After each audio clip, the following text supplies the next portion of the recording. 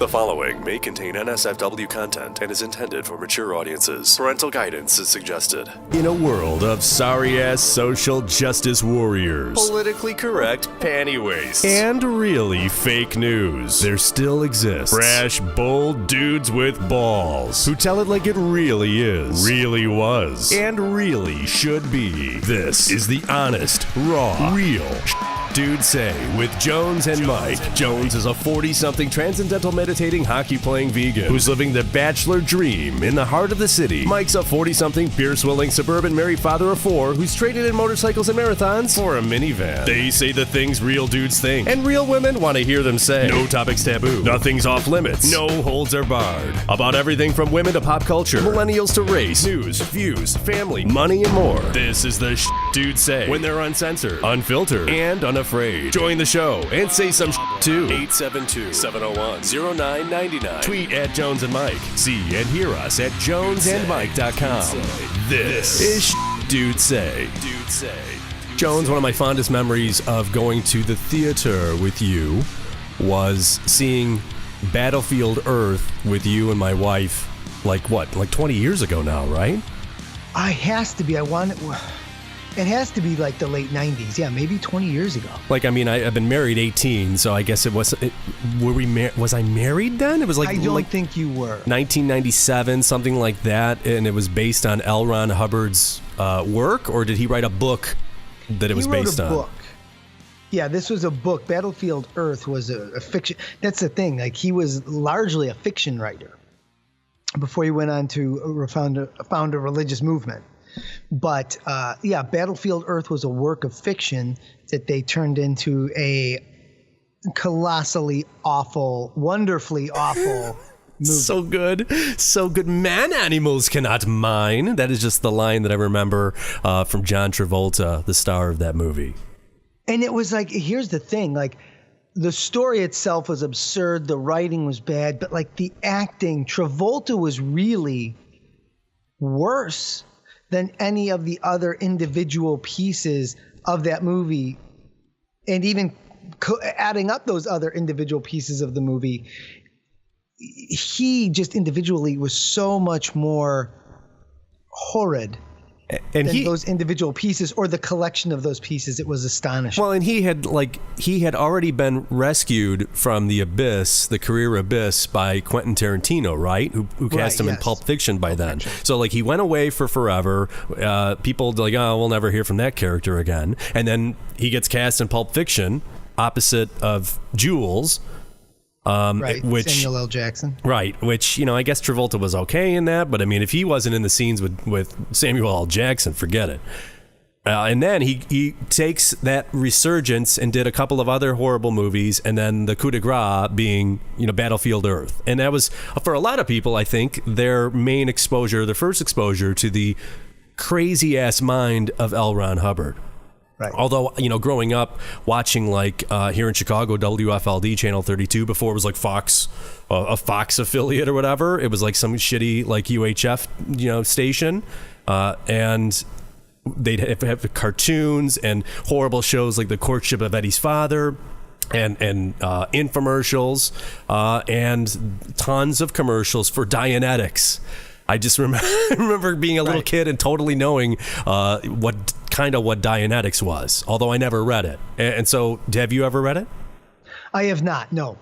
But I remember the commercials, exactly what you're talking about. It just seemed every commercial like Dianetics by L. Ron Hubbard. Right. Get your shit together. Use read Dianetics by L. Ron Hubbard. And it seemed legit. This is a legit thing. And I think that for a lot of people, it is a legit life system thing that and that was written in the 50s, I want to say. I think so. And then L. Ron decided this shit is actually resonating with people, and I can actually grow this into a bigger life program where people are actually living this thing that I've set up. And then it morphed into we can start it into, call it a religion for tax reasons, which led him into this whole crazy, and I'm not going to pretend I'm an L. Ron Hubbard expert, but we do have an L. Ron Hubbard kind of devotee on the show today, so I did do a little reading up on it. And again, over the last 43 years, I've learned a few things But L. Ron was nuts. He was like the crazy ass Hugh Hefner of the MLM religion world. He was crazy, but he was like a mad genius in a way that he could parlay his life as a fiction writer into a religious leader. And then when that gets him into financial trouble, then he creates an element within his, like a fraternal order within his own religious organization, the Sea Org, which was started like 50 years ago, where he literally said, this is a fraternal religious organization. Yeah. I have to get away and organize things and set this whole thing up. So I have to go to sea, and I'm going to be on this boat working on this fraternal organization, when really deep down he was just trying to, it was a pure tax evasion move. It's genius. So that's what I'm saying. Like, he was a mad genius. Like, you can say what you want, but like, how do you, the way when you break it down, how he gamed the system, in some ways you go, well, no, that's impossible. Or, oh, that's so obvious. People would see through it. And they didn't. And that's the part where you almost just have to, applaud without a doubt. I mean, think of all the ideas that you and I have had where we thought they were good ideas. And of those ideas, there are still a scant few that we still go, to this day, that's a good idea. Right. And they don't bear any fruit. Then you get this guy 50 years ago going, I need to avoid taxes. I'm going to hop on a boat. I'll say I'm creating this fraternal order within my own religious organization, and it must be created at sea. I'll call it Sea Org. Right. And then when I come back, it'll eventually become a land-based camp, and mid 70s, I'll start. We'll say like, oh yeah, it's at the Sea Org, but it's at the Gold Base. Right. All of this crazy. It's like Battlestar Galactica writing, but everyone just kind of went, it sounds a little weird, but sounds legitimate enough. Right. No, totally. Like when he was at sea or whatever, he had a staff on this giant ass boat, and he called himself the Commodore. Like, he walked around like in like full regalia, I guess, and he regaled his staff with all these crazy ass stories, and he had like these like women servants, like girls. I believe the term that I read was comely looking girls. Comely. Yes, you've heard that word? No, I've never heard that. Well, term. like, I guess like the opposite of homely is comely, like, come hither, like. Oh, so that's like a real word. Yes, C-O-M-E. No, I'm not making shit up here. Like, I actually read this stuff. You're making it up, but that he would make up a term like, I call those women comely. No, that's not what I mean. But like, at any rate, whatever the term is, he had like they were called the messengers, and they waited on him hand and foot, and one of them ended up being the now leader of Scientology's wife. So like, okay, so back up. Coming up on the show, Ron Miscavige. He's the father of David Miscavige, and in fact wrote a book. It's called Ruthless, Scientology, My Son David Miscavige, and Me. And apparently he's going to be Ron, the old man that we're going to talk to in a couple of minutes. I mean old man as in the father. Yes. Although he is an elder. He's going to be on Leah Remini's Scientology-themed show, which I don't know, have you seen this? It's called Aftermath, and I guess season 2 premieres on August 15th on A&E. And as you know, they'll let any asshole on A&E, Jones. Shut up. So have you seen that show? I worked hard to get on A&E. Yeah, I guess it's gone downhill since you left, because now they're stuck with Scientology shows starring Leah Remini. Might be an upgrade. Yeah, so you were the original petite weirdo on A&E. Now they've got Leah Remini on, and she, I guess, regales us with these weird stories about Scientology. She's taking on the Church of Scientology on this show. It's like a reality show. And so Ron's going to be on that show, and he's going to be on this show in just a couple of minutes.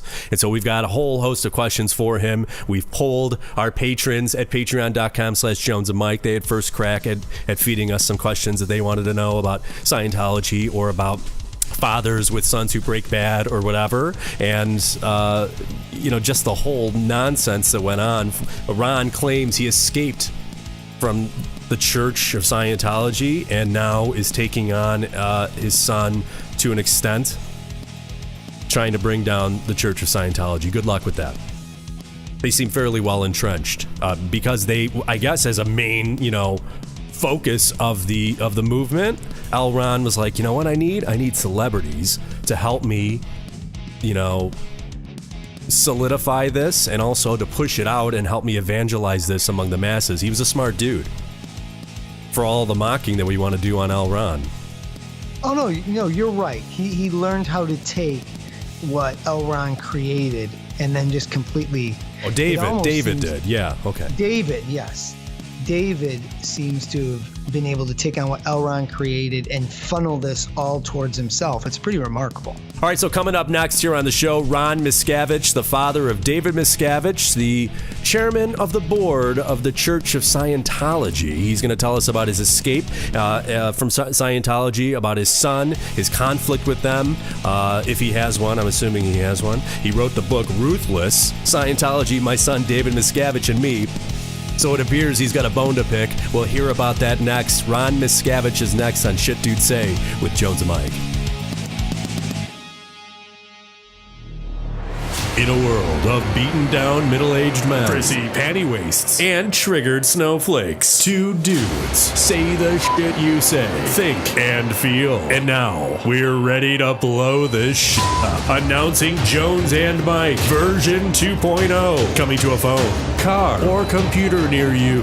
Live video and audio, anywhere you are, any way you like it, anytime you need it. Words that sear through your mind like tiny little missiles of brutal truth that make you go, or freeing men from the malaise of middle age, giving women the straight dope on what their dudes think. It's the dudes say that women want to hear. Go to www.patreon.com/Jones and Mike, Patreon, patreon.com/Jones and Mike. Support the show, join our community, get rewards, and help save Spaceship Earth from the hordes of fake news bullshit artists. Dude Say with Jones and Mike. Get the show for not much dough. Dude Say with Jones and Mike. Rated M for mature audiences.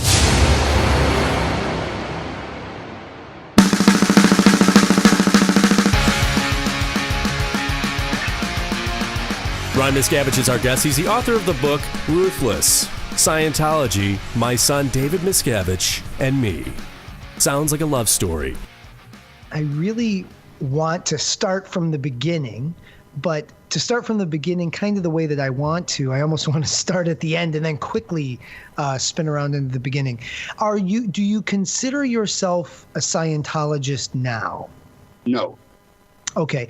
And the teachings of the church that you had picked up, all the dogma that you had picked up over the years, do you still hold on to those beliefs?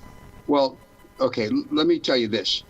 There is technology or data that L. Ron Hubbard either discovered or he actually borrowed it from other philosophers, and it was largely borrowed from other philosophers.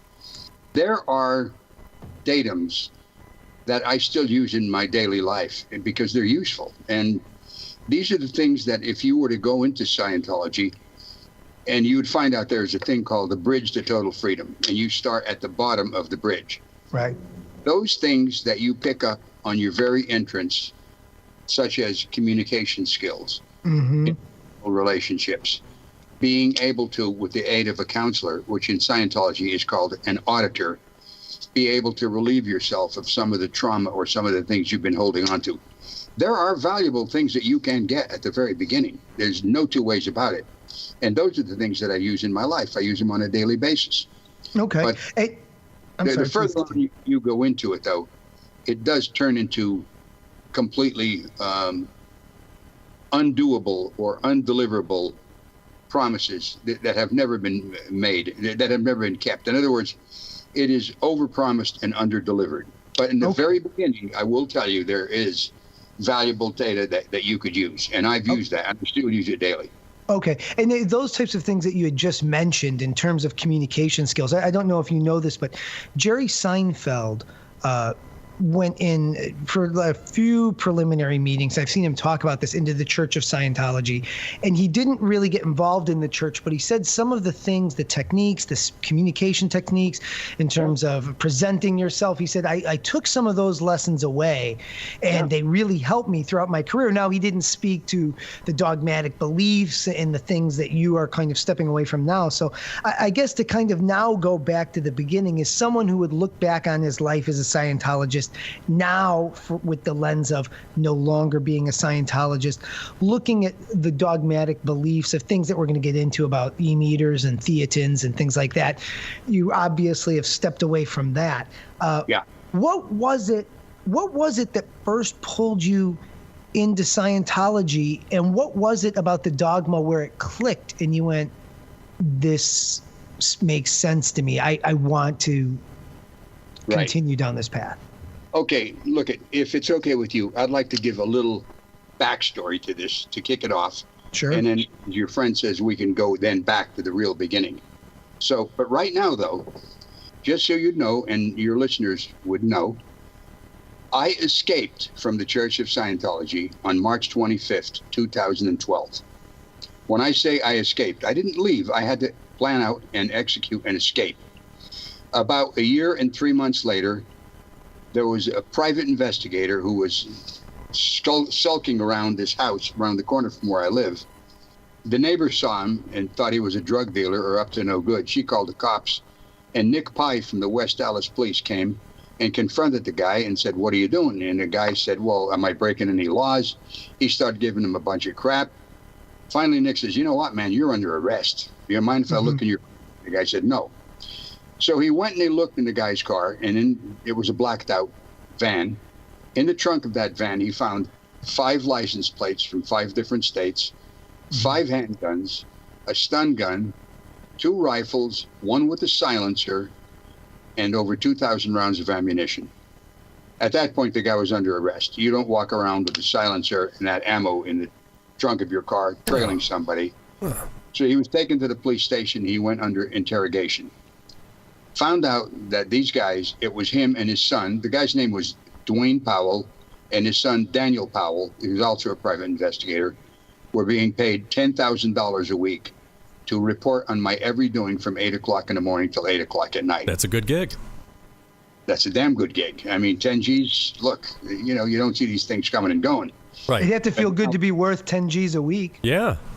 Well, the thing is this, and just to let it be known, I am the father of the chairman of the board of Scientology.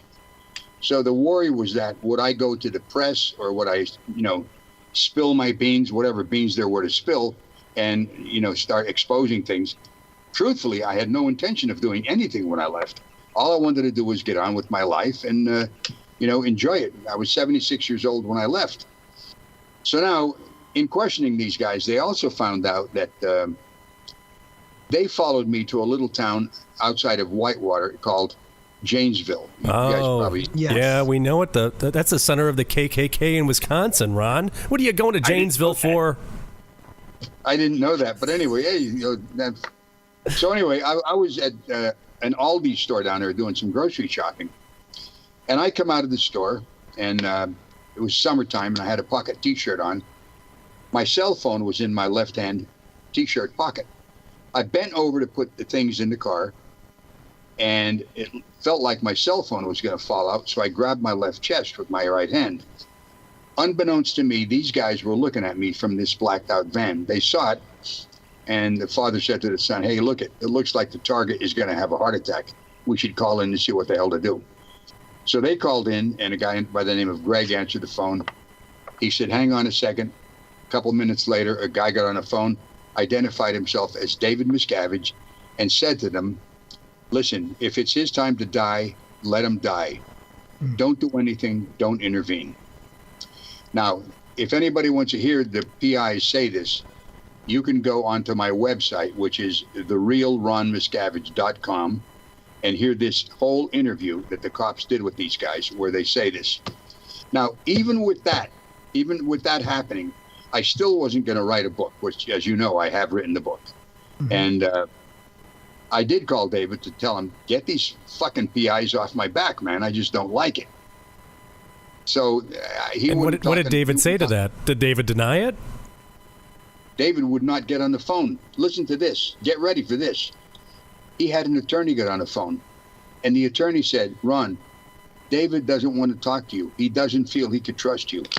After he has 2 PIs follow me around, getting paid 10 G's a week to tell every bit of my doing from 8 o'clock in the morning till 8 o'clock at night, he didn't feel he could trust me. Anyway, it went nowhere. And so we ended off the telephone conversation with me getting a little bit, in his face and same with me, but nowhere. So now, a little forward from that. I mean, you could have tried sending him to his room. Did you try grounding him? No. And so at that point, he had said to the rest of your family, also in the Church of Scientology, that they had to sever ties with you? Yes. When I left in March, both of my daughters, who were still in the church, and their children were talking to me. We talked on a daily basis.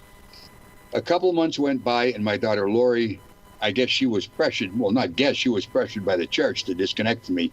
She disconnected, and then Denise disconnected. So they live in Clearwater. So now, I made CDs of this interrogation with the cops because I knew they wouldn't be able to get on the internet to listen to this. And my wife and I drove down to Clearwater to see my daughters. I thought there was some way I could get in communication with them and sort this out, because at this point, both of my daughters, their children, and my great-grandchildren, nobody talks to me. In other words, I've lost my whole family. Right. So I get down there. Which is a policy of the church, right? When someone steps away. It's totally a policy of the church. As a matter of fact, I'll tell you how bad it is. If you were to speak out against the church or leave, and just as I did, although I didn't say anything to anybody, but simply by the fact that I didn't leave, they were told to disconnect from me. If they were to talk to me after that point, and it was found out that they spoke to me, their friends would disconnect from them. If you worked for a Scientology employer, like my daughter Lori did, she would lose her job that day. And my daughter Denise has a daughter in the Sea organization. Tara would never speak to Denise again as long as she lived. That's how this works. In other words, it's insidious. It spreads like a fucking disease. So now we get down there to speak to my daughters, because I'm going to do everything I can to get back in communication with them. Lori wasn't home. We went to Denise's house. Jerry was there. That's her husband. He opened the door about 4 inches, and he's talking to me through the door. And I said, Jerry, come on, I got to speak to Denise. We got to sort this out. He said, Ron, you got to handle it with the church. I said, Jerry, you're out of your fucking mind. It's a waste of time. I might as well talk to myself in a telephone booth. I didn't get to go anyplace. Went back and forth for about 20 minutes. Finally, I said, Jerry, what does this mean? He says, well, Ron, Denise and I are through with you and Becky forever. My friends, it was at that moment that I decided I would write a book to expose this shit. Right. And the name of the book is called Ruthless, Scientology, My Son David Miscavige and Me. Mm-hmm. Even after all this, it's still a very even-handed book. I got to tell you. And so it's the separation of family members that led you to it, and it was nothing else. I mean, is it money? I could see it being money, honestly, because for 42 years you were in the Church of Scientology. When you left, your whole life had been wrapped up in it. I got to imagine your resume had a bit of a gap in it. It would have been kind of hard to generate dough, so I could actually get on board with you doing it for money, and I could even get on board with you doing it for revenge. Neither was in my mind, and I'll tell you why. If you hold a vendetta, and I'll quote Nelson Mandela, he said this. He said, holding on to anger is like drinking poison and hoping the other person dies. Look, I don't have time. I'm 81 years old now. I'm not 35 years old anymore. I wanted my daughters to be able to speak to me again, but when this happened, I figured they may never speak to me again. Now, I knew this. Me being the father of the chairman of the board, I knew if I were to do a blog and talk about this, what would I get? 2,000 or 3,000 people? Sure. Maybe. I knew if I did a book, I would get at least national exposure. And as it stands, I was on 2020. I was on Late Night with Seth Meyers, Good Day New York, on Australian television, England. And I knew I was going to get a lot of exposure, and people would read this book.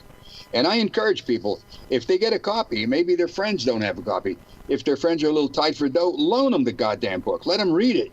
But get this exposed to as many people as possible. So the goal is to bring down the church, or to bring down your son as the head of it, and hopefully stop this policy of separating families and so forth? Only the last part that you just said. get rid of that disconnection policy. Oh, okay. Listen. So not even get rid of David as the head of it, just get rid of that, of separating families. If you think getting rid of the Church of Scientology is going to stop stuff like this from going on, you're dreaming. It'll still go on. Scientology is not the only cult going. But if I could get this disconnection policy totally outlawed and expose them for what they are, then, you know, people make up their own mind as to whether they want to do it or not. Sure. I can tell you. Go on. You want to say something? Well, actually, to that point, you know, it was, you know, you just mentioned people can make up their own mind to know if it's something they want to get involved in. I do still want to get to, you know, what got you involved in the church and what got your mind to kind of look down that angle and go, I want to explore Scientology. This resonates with me. And, you know, what was your feelings initially in the early days when you were hearing about those beliefs, whether it be the structural speaking and communication techniques, or whether it was about the beliefs and theatins and dogmatic beliefs? What were the early days of your Scientology experience like?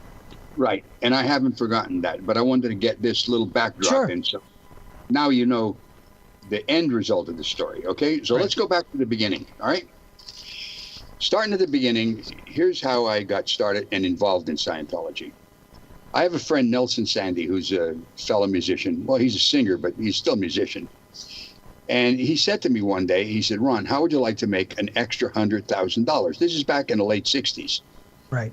I said, "You know, you out of your mind? Of course I'd like to make it." By the way, Nelson is the guy that said to me, "I used to be a doctor, but I lost my patience." He's great with the one-offs. Right. We were doing a gig one time. We came off the bandstand. The guy came over and said, "Nelson, you're a great singer. Can I buy you a drink?" He said, "No, but can I have the money?" So he was a man after my own heart. I loved that type of humor. So when he said, "Would you like to make an extra $100,000?" I said, "Hey, of course I would." So he took me to an opportunity meeting, and it was a company that had a pyramid marketing scheme called Holiday Magic. And it was a cosmetic. That was a product, cosmetics. So we go to this meeting, and I got involved, and I thought, you know what, I'm going to do this. So I got involved with them, and then we started our own group where we would run opportunity meetings. We would tell other people how they could make a lot of money doing this. So I'm at a meeting one time in South Jersey. I was living in New Jersey at the time. And I'm talking to a guy, and this girl next to me is talking to another person right standing next to me. And he said to her, "Well, I'm a Scientologist, you know." Whatever it was, I said to the person I was talking to, "Hang on a minute. What is that?" That name rang a bell. It was like, ding. I said, I got to find out about this. So I pinned him down for a good 30 minutes and had him tell me about it. And one of the things he said was this: if you become a Scientologist, you never have to take another aspirin if you ever have a headache. I said, "What do you do?" So he told me a little drill to do, which I tell in my book. And I said, "Well, I don't have a headache right now, but okay, fine." So about a week later, I'm driving down this highway in New Jersey. I have a headache. So I thought, you know what, I'm gonna fucking try this. I tried it, and the headache went away. Okay. I thought, wait a minute, I got to check this out. So then we went to a place in Woodbury, New Jersey, and it was in a guy's cafeteria. His name was Frank Ogle. And he would have meetings every Tuesday and Wednesday, or Tuesday or Wednesday, I forget which one it was, where he would talk about Scientology, and you'd give you these little basic drills. I went there for about 3 or 4 weeks. And I felt, okay, fine. I got it. I know what it's about. Meanwhile, let's go back to David. Ever since David was born, he was cursed with asthma. I mean, it was the bane of his existence. As a little kid, as a baby, sometimes he'd go into an asthmatic attack, turn blue, couldn't blow his air out, and Jesus Christ, he used to break my heart. And I'm the one who always took him to a doctor, maybe to get him a shot of adrenaline, which I knew at the time was bullshit. This is not good for a little kid. So I would try anything to try to handle his asthma. I mean, I'll give you an example. One winter, he's having this asthmatic attack, turning blue. Now I'm in New Jersey, and it's the wintertime. It's cold as hell there. So I took him upstairs to the bathroom. I took off my clothes. I took off his, put him in our arm, got in the shower, and I turned the water on warm. And I said, "David, I'm not trying to hurt you. I'm here with you. I got to try this." I turned off the hot water, That cold water come out like ice cubes. It hit him and me, and we both were. It kicked in. He had to breathe in and out. I dried him down with a Turkish towel. He was okay. Mm-hmm. That's the shit I used to do to try to handle. That's no way to live. You need a solution. No kidding. So now, I heard about a thing called auditing. Now, auditing is a word that is used in Scientology to describe their counseling. Although counseling in Scientology or auditing is not like any other counseling. Nobody evaluates for you or tells you what to think or tries to give you answers. The whole idea of it is to get you to come to the awareness that you have something to do with whatever your experience that's traumatizing you, whether it's some past thing that happened that you're still holding on to or whatever. So I thought, you know what? I'm going to give this a shot on David. So I took him out of school one day. Matter of fact, this was when he was a kid. He was a firecracker. He was a lovable kid. We got along great, I'm telling you. And he had a great sense of humor. Always getting into shit when he was a kid. But he was, like I said, I'll give you an example. He played Pee Wee League football. I had to put a 2.5-pound barbell plate in each of his shorts pockets so he could make the minimum weight to play on the team. And he could tackle guys 20 pounds heavier than him. Well, and he is, in terms of stature of a man, he is a smaller man, correct? Like 5'1", 5'2". I've heard that. Is that accurate? Oh, that is accurate, yeah. Okay. But anyway, getting back to this. So I went up to the school. Principal said on the public address system, David Miscavige, come to the office. So he's walking to the principal's office and he's thinking, Jesus, what the hell did I do now? I can't even think of it, So he gets there. The principal says, David, you're excused from school today. Your father is taking you to see a Scientologist to handle your asthma. I took him out, took him down to Frank Ogle. I said, Frank, do you think you can do anything? He said, let's go. He took David in session. 45 minutes later, he came out smiling, bright. I says, hey, kid, how's it going? He says, Dad, I'm handled. He never had a severe asthmatic attack in his youth. He had mild ones, but it killed the severity of it. It killed it dead. And I think at that point, that put the nail in the coffin, or it's a bad analogy. It's perfect, actually. Sealed the deal. Yeah. He sealed the deal. I thought, you know what? I got to check this out. I'm going to get my whole family involved. And as far as I'm concerned, it was his epiphany. And I think at that point he thought, I got to do something with this. I want to help L. Ron Hubbard. Well, and now here's, I'm hearing, your testimony. It seems like you had these physical experiences. You watched your son have these physical experiences. What is it then in terms of the technical aspects of, whether it's communication skills or healing the body or any kind of malady? What is it that you would feel Scientology seems to have a handle of, but then once it comes to these dogmatic beliefs that were put together by L. Ron Hubbard, they go so off the rails? It seems like they have structurally, in terms of, there's a term now everyone uses called life hacking. They seem to be able to life hack certain situations. What is it about Scientology that would allow them to seem to successfully life hack some aspects of the human experience, but then this spiritual or dogmatic experience seems to be so off the rails? Okay. All right. I got the question.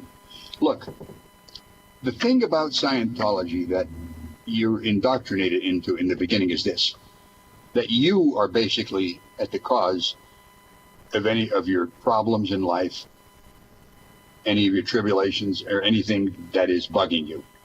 You are the cause point, and if you come to realize that, you then would be at cause, but knowing cause, rather than going around saying, well, I'm having trouble with this, I'm having trouble with that. And then you come to realize, maybe through auditing or studying, that, hey, wait a minute, I have something to do with this. And that puts you more at cause over many things in your life. And this is what you get at the very beginning. Now, the later things that you were referring to, and I will say this, one of the carrots at the end of the stick that is offered is that if you do all of these higher level courses, that you will become able to, as a spiritual being, leave your body and operate with full perception outside of your own body. Yeah, that's what you were attracted to right there, wasn't it, Ron? You wanted that.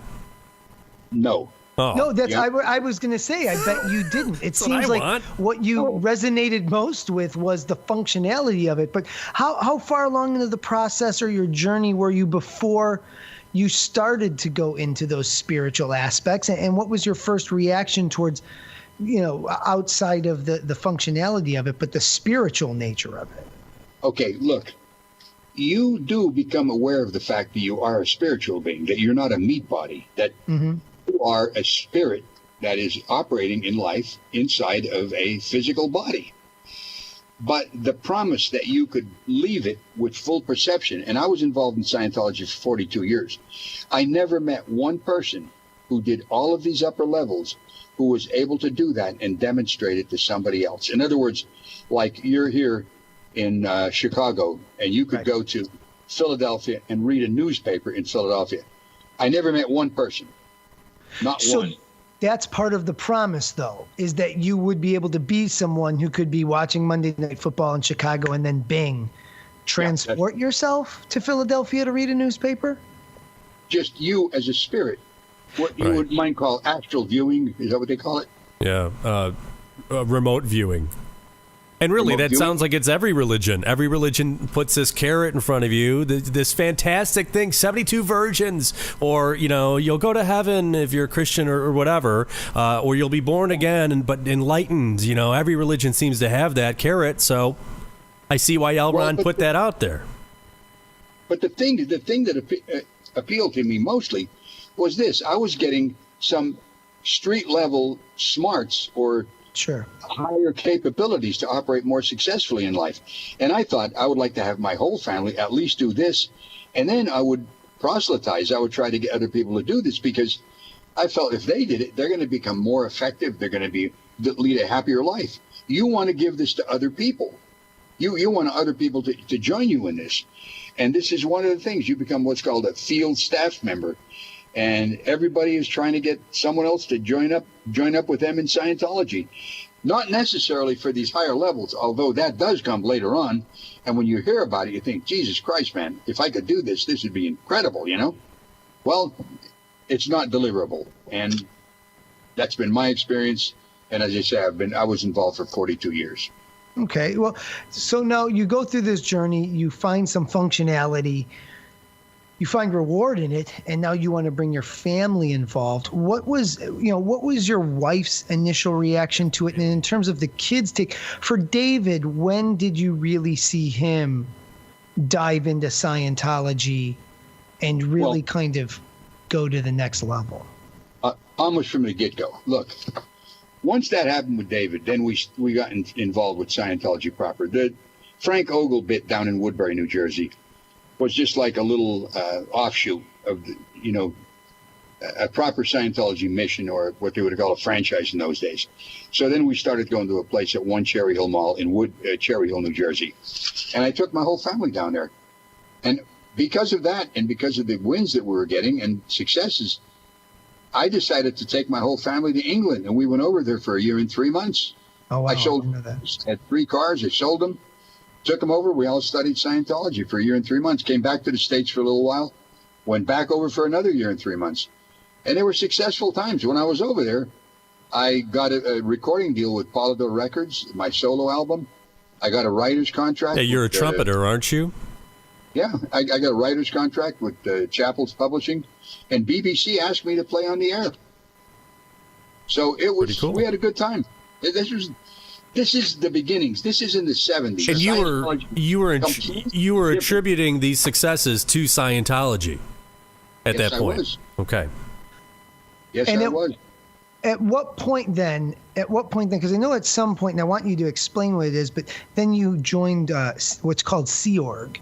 If you don't mind explaining that, but at what point, how quickly after these trips to England and your solo album came out and some of those successes, was it kind of a sense of like, well, I got these successes, I need to go deeper, I need to go to another level? Sea Org would be that. It was that, but I will tell you this. And, in an interview like this, which I'm very happy to do, and I'm glad you asked me to come on. But to get the whole story, you got to read the book. And, if you just look up Ron Miscavige, Ruthless, you can see it's on Amazon. But I'll make a very long story short. It came to my life where all of my kids were grown. It was just my wife and myself. And I thought, you know what? I got to help. I've been doing this my whole life. I joined the Sea organization, went out to L.A. I eventually ended up in Hemet, California at the base, which is basically the top of Scientology management. And I worked there for 26 and a half years. And I'll be honest with you, even in those days, when I first got there, look, it was hard work. You work your ass off. But I had a great time. And because I'm a musician, I ended up in a music department, and I was writing music for the various videos the church would do for international events. Remember the guy by the name of Edgar Winter? Sure. A rock musician? Okay. The first thing I did when I got in the Sea organization in June of 1985 was I did an album with Edgar Winter. He was a Scientologist. He came to the base, and there was a book that L. Ron Hubbard wrote called Mission Earth. And we did an album together, and I had a hell of a time. This was very enjoyable. Hard work, but very enjoyable. I've done gigs with Isaac Hayes. I did a lot of music playing. And I'll tell you, if it stayed that way, and what Scientology said it was doing was actually the truth, I would probably still be there. Right. But what they say they're doing and what's actually happening, no, never the twain shall meet. That is not true. So they are not. Yeah, the headquarters out in California, and is it called Flag Building in Clearwater? Is that the big center down there? That's right. The Flag Land Base. Okay. Is in Clearwater, Florida. What are these? What are these buildings like on the inside? What's the vibe in there? What are people sitting around watching TV? Is it like a dormitory? Are they like offices? What can you describe the inside of these buildings? Which place are you talking about? Any of these buildings that I'm assuming like civilians like me can't just walk into, or can I? Well, in Florida at the Flag Land Base, yes, you can. As a matter of fact, the whole purpose of that was that a person who is not on staff or in the Sea organization. Let me explain a couple things before we go any further. There's several ways you can contribute to Scientology. Number one is you could be just a person who we call public, who would buy services and then go to a place like in Florida or any church around the world and get those services delivered. Or you could join staff and you would sign a 2.5 or a 5-year contract to work at some organization.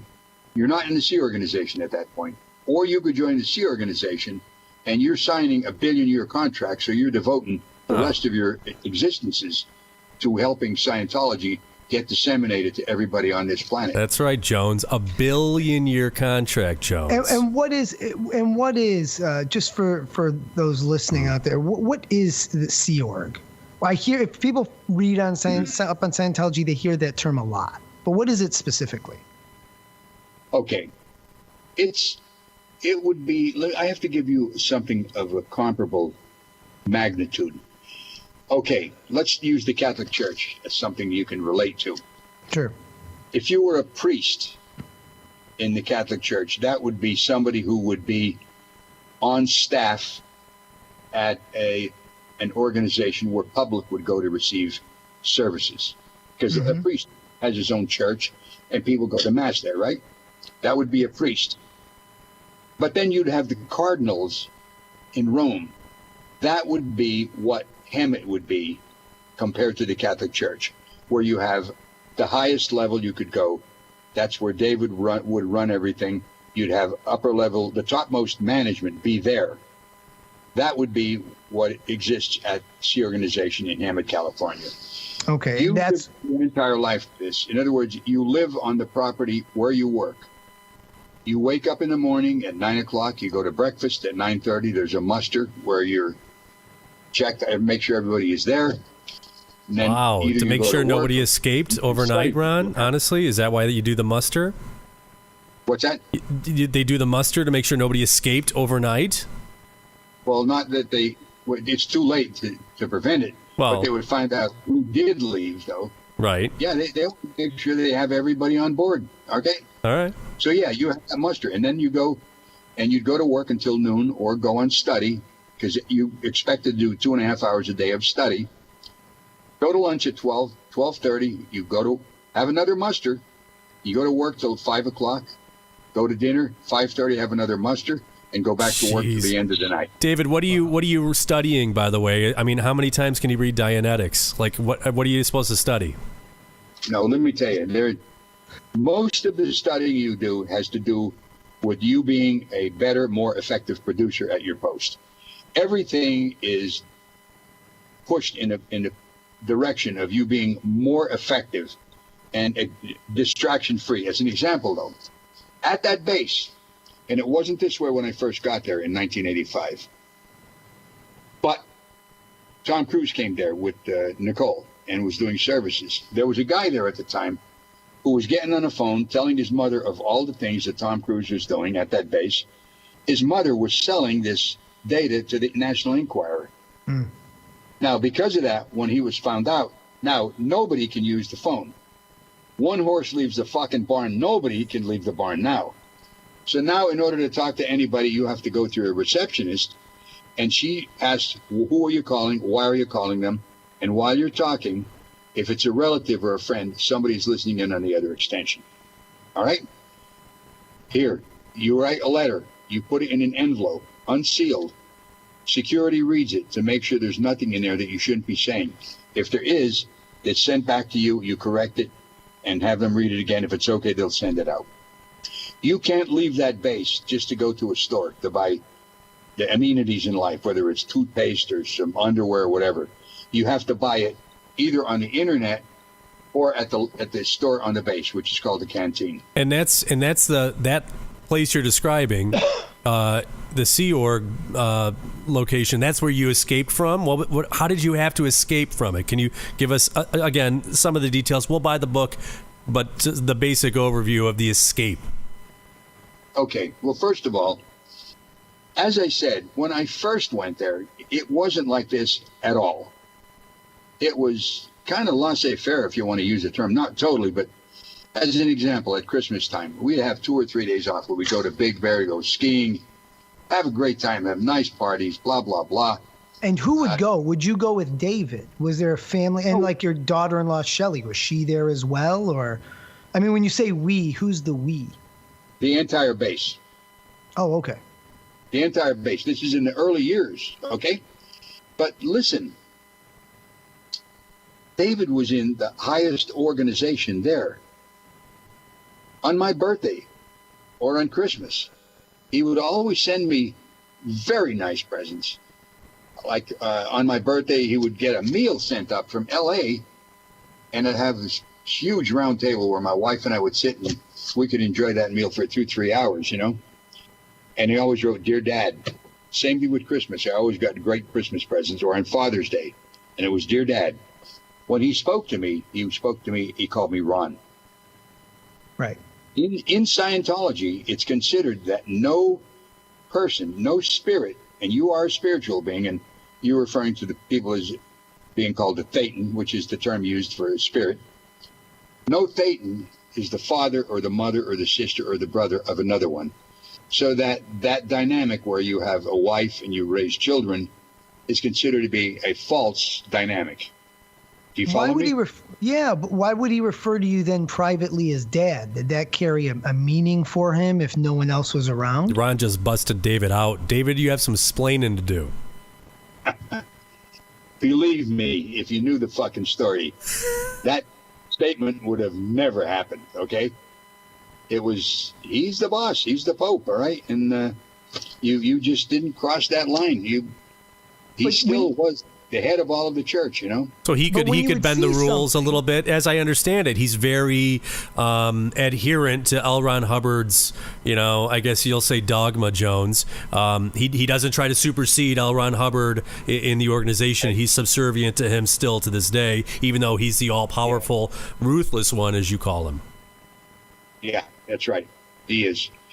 But anyway, that's how it was in the beginning, and it was just very nice. This slowly denigrated, and as I said, first of all, the telephone calls, the letters out, not being able to. I couldn't just drive off the base and go to a store on Sunday morning. All right? I just couldn't do that.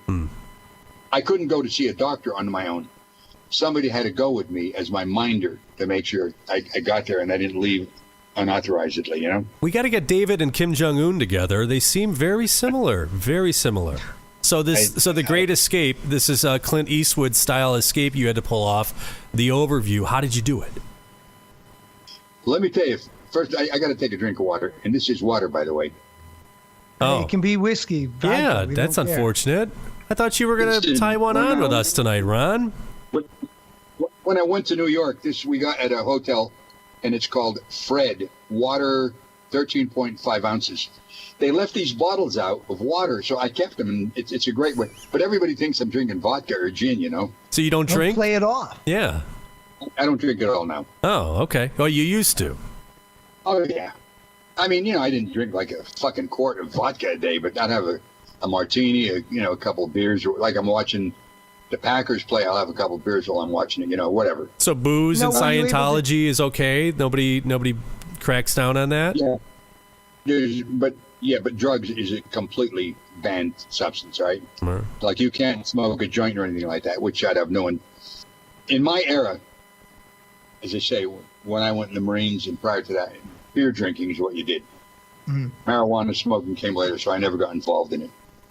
But now, talking about this escape, which I'll get back to your question on that. Yes. I planned it. My wife and I planned it for 6 months to be able to pull it off. Now, I'll give you an overview on it, but you want the complete details. Yes. I'm telling you. Every time I review the book, and I do it every once in a while, I read it and I think, Jesus Christ, did I actually do that? It just... Sure. Did I actually write that? Yeah, amazing. Yeah, I mean, this is, modern day. It's the United States of America. Well, one of the things we did was this. And on my 70... And by the way, I'm going to change the subject just for a second. You've seen some of the smear stuff on me, right? I have, yes, Ron. Okay. Yeah, they've got a whole site on you called ronmiscavigebook.com, and it's totally libelous. I can't believe you're not suing to get that taken down, Ron.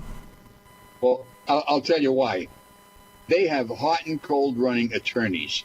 They would keep me in litigation if I lived to be 200 years old. All right, would never fair go enough. to fucking trial. Okay?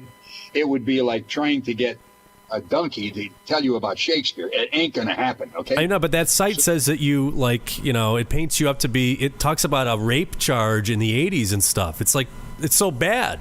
None of that stuff is true on that site, right? Read it and judge for yourself. I'll give you an example. On my 70th birthday, David and my 2 daughters chipped in and bought me a car. They bought me a car. Nice. On my 75th birthday, my daughter sent me 75 gifts. Now, all of a sudden, oh, wait a minute. What the fuck am I thinking about? He was a rat all along. Why did I do that? Jesus, use your own judgment. Look, they bought over 500 iterations of my name from GoDaddy. So no matter how you put in my name, it's going to take you to the hate site. They also said in there that I used to come home in a drunken stupor twice a week and beat my wife so bad she had to run for her life. So I knew that I would get character assassinated. I still wrote the fucking book because you know what? What are you going to do to me?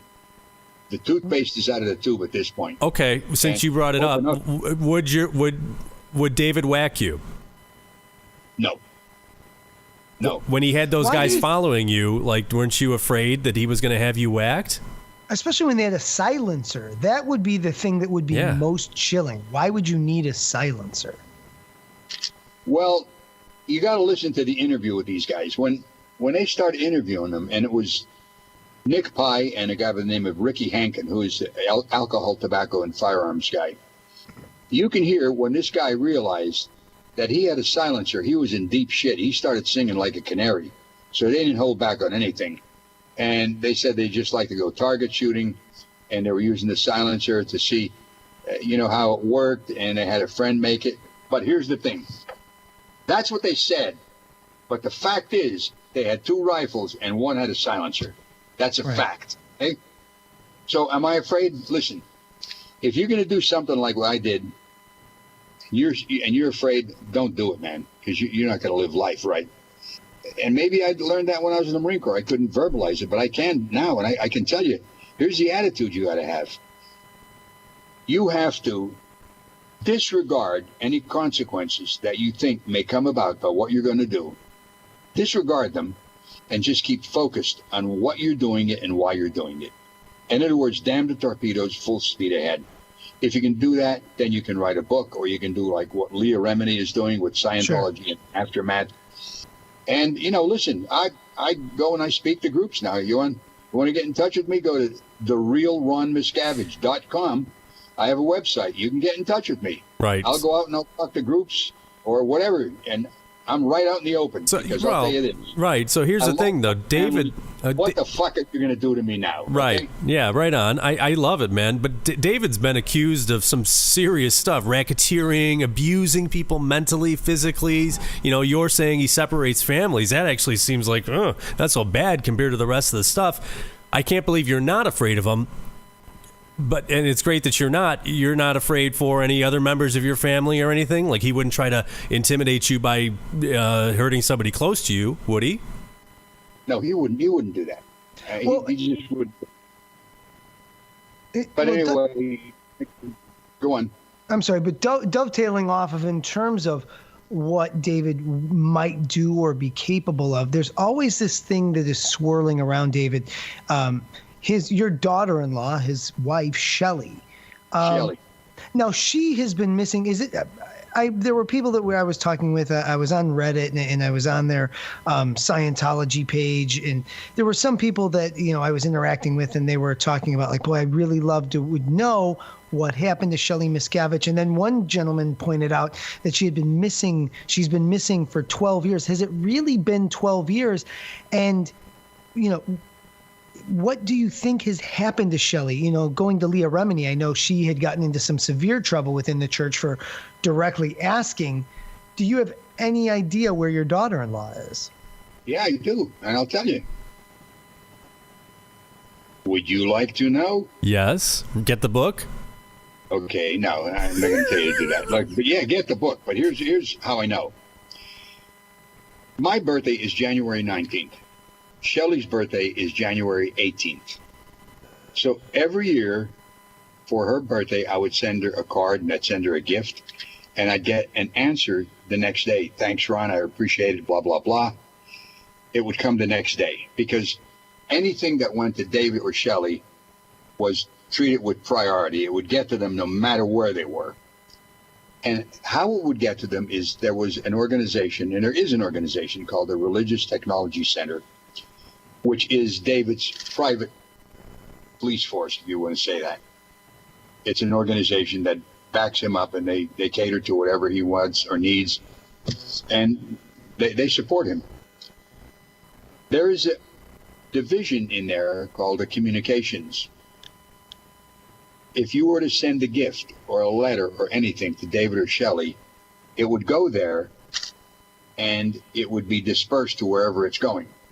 Now, I have a friend, Nori Matsumoro, who also left, and he told me what would happen, and this is after 2005. I would send her a gift, and I wouldn't hear back from her for about 2 or 3 days, and I felt, okay, well, maybe she's on a mission someplace doing something. So this happens a lot of times with people. But then I found out when I would send this, Nori said it would go in a pigeonhole. Like they have at the post office, where different mail go to different places. Sure. And that pigeonhole was for the facility in Big Bear up by Lake Arrowhead. There's a facility there, and that's where Shelly was sent. And to my knowledge, that's where she is till today. And was she sent there as like a punishment or something? And did her and David have a falling out? They had a falling out, and that's... I'll tell you, I'll summarize it, and I don't want to get into great detail of it because it would take a lot of explaining to how something simple this way could take place. There was an organization board. It's a big board, and there's all different jobs on there. And when you say you're going to post the organization board, you put people at the different jobs on that board. So you take everybody that you have and you put somebody there assigned to that job. If all those particular posts have jobs assigned to people, you would say that that org board was posted. You follow me so far? I think so, yes.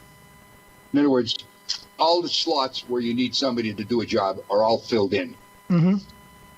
This was going on for a long time, that there was this one organization board or organizing board that had not been posted. Shelly went ahead and did it because David was not at the base. Then she went to LA. When David found out that she did this, he deemed the fact that she left base to come and see him was an unauthorized departure, and so she was sent to the Big Bear facility with her auditor. You remember I explained what that was? Yes. Yeah. Person who had been auditing Shelly, and another person to supervise this going on, and that's how she ended up there. And she's been there for 12 years. What? I'm just curious if you run a. Well, it does sound nice, Jones. I mean, it does. Well, it sounds beautiful. But my next question is, if you run afoul of, if you're a wife that runs afoul of David Miscavige, what? I know it's Big Bear, California, but what could be her quality of life if you are gone off into isolation for 12 years and separated? I mean, are you all volunteering to do a mission, you, me, and Ron Jones, to save Shelly? Let's party up. I'll fire up the Saab. Let's do it. Semper Fi, Ron! Settle up! Hey. I'm just wondering, though, what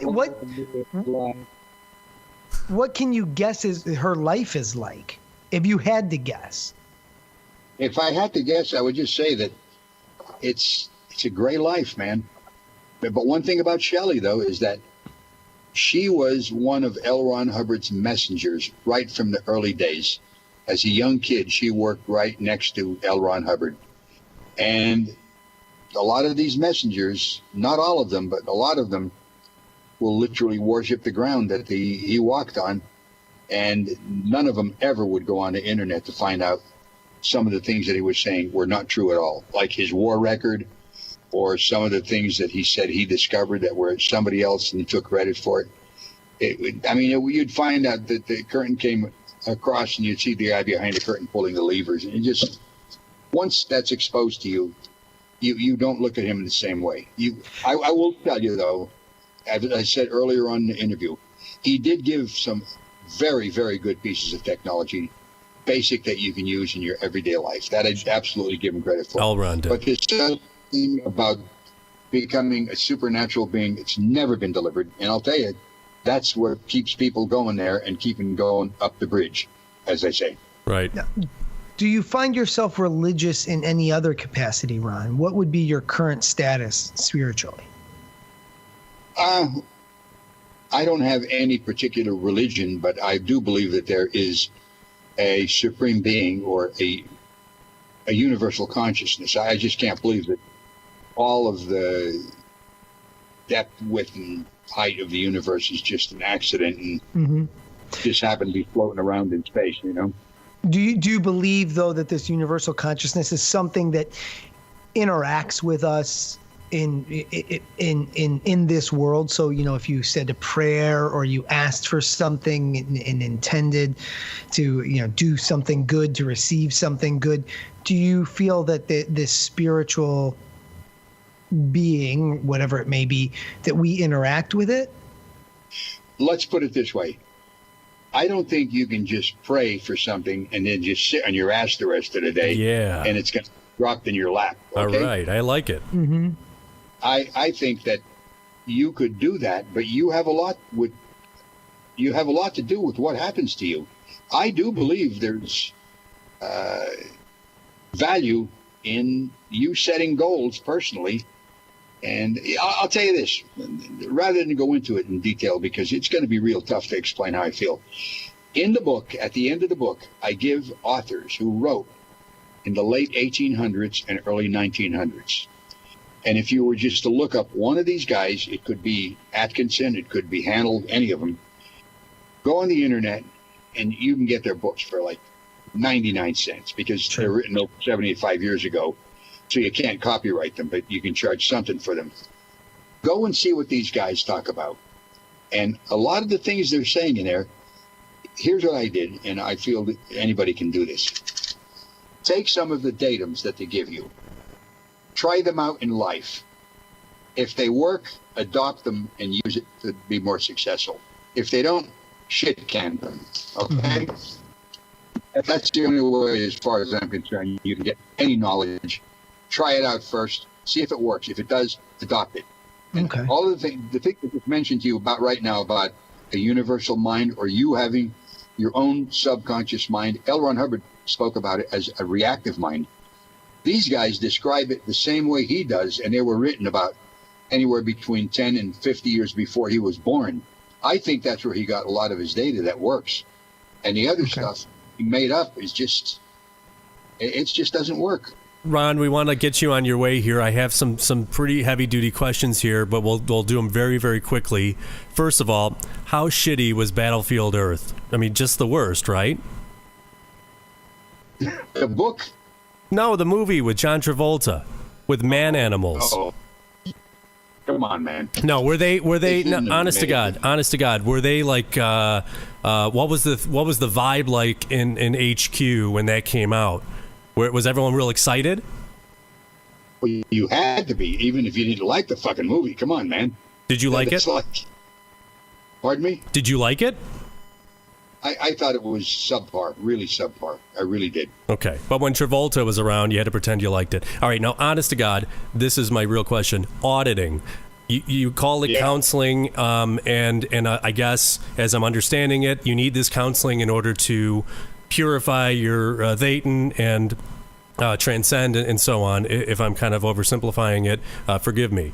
But I've heard that auditing is actually a method of control in order to get you to give up things that might be kind of embarrassing about yourself. So now they've got dirt on you. Is that accurate at all? That's absolutely accurate. Not only that, they have in the auditing sessions now a digital recorder, a voice recorder, and a TV camera. It would be like going to the Catholic Church and you're going to see a priest. You give your confession, and he says, okay, you say 5 Our Fathers or 5 Hail Marys, and we forgive you. But if you ever come out and say anything about us, we're going to tell everybody in the fucking world all the things you just told me. And that is something that they do. They say that they don't do it, but they do it. Ron, would you say, I'm just going to be very direct, would you define David as evil? Boy, that's hard for me to say because I've seen the good side of him, and nobody sees that. I mean, look, for me to say that he is evil, yet when I saw him as a little kid, as a loving little kid, and even there were some moments in my life where I was, I'll give you an example. We were doing a show on the ship, and I bent over and to get something in a dark room, hit my head on a microphone. When the lights come on, my forehead was bleeding, and you could see he was genuinely concerned for me. He'd come over and he said, oh, Jesus Christ, what happened? Those are the moments, but I'll tell you what happened to him, and this is, I think, the true story of what happened to David. There was a guy by the name of Lord Akin, British member of Parliament in the 1800s. He's the one that said, power tends to corrupt, and absolute power corrupts absolutely. And I do believe this is what's happened to David. I think power has corrupted him, and he went from Dr. Jekyll into Dr. Hyde. Excuse me, Mr. Hyde. Yeah, so then I'm a father of 2 small children, and so do you have regrets about getting him into Scientology, about the things that you did, or do you just say, hey, Scientology turned him into something that he wasn't supposed to be, or what I raised him to be, and I can't help that, but what I can do is hopefully change the future? Do you have regrets? I don't have time for regrets. It doesn't do me any good. All I can do is continue to do more and more effective things to bring about a real exposure of what the church is really about. And as far as I'm concerned, they're not a church, they're a cult. And I don't believe they should have tax exemption. That's just my feelings, okay?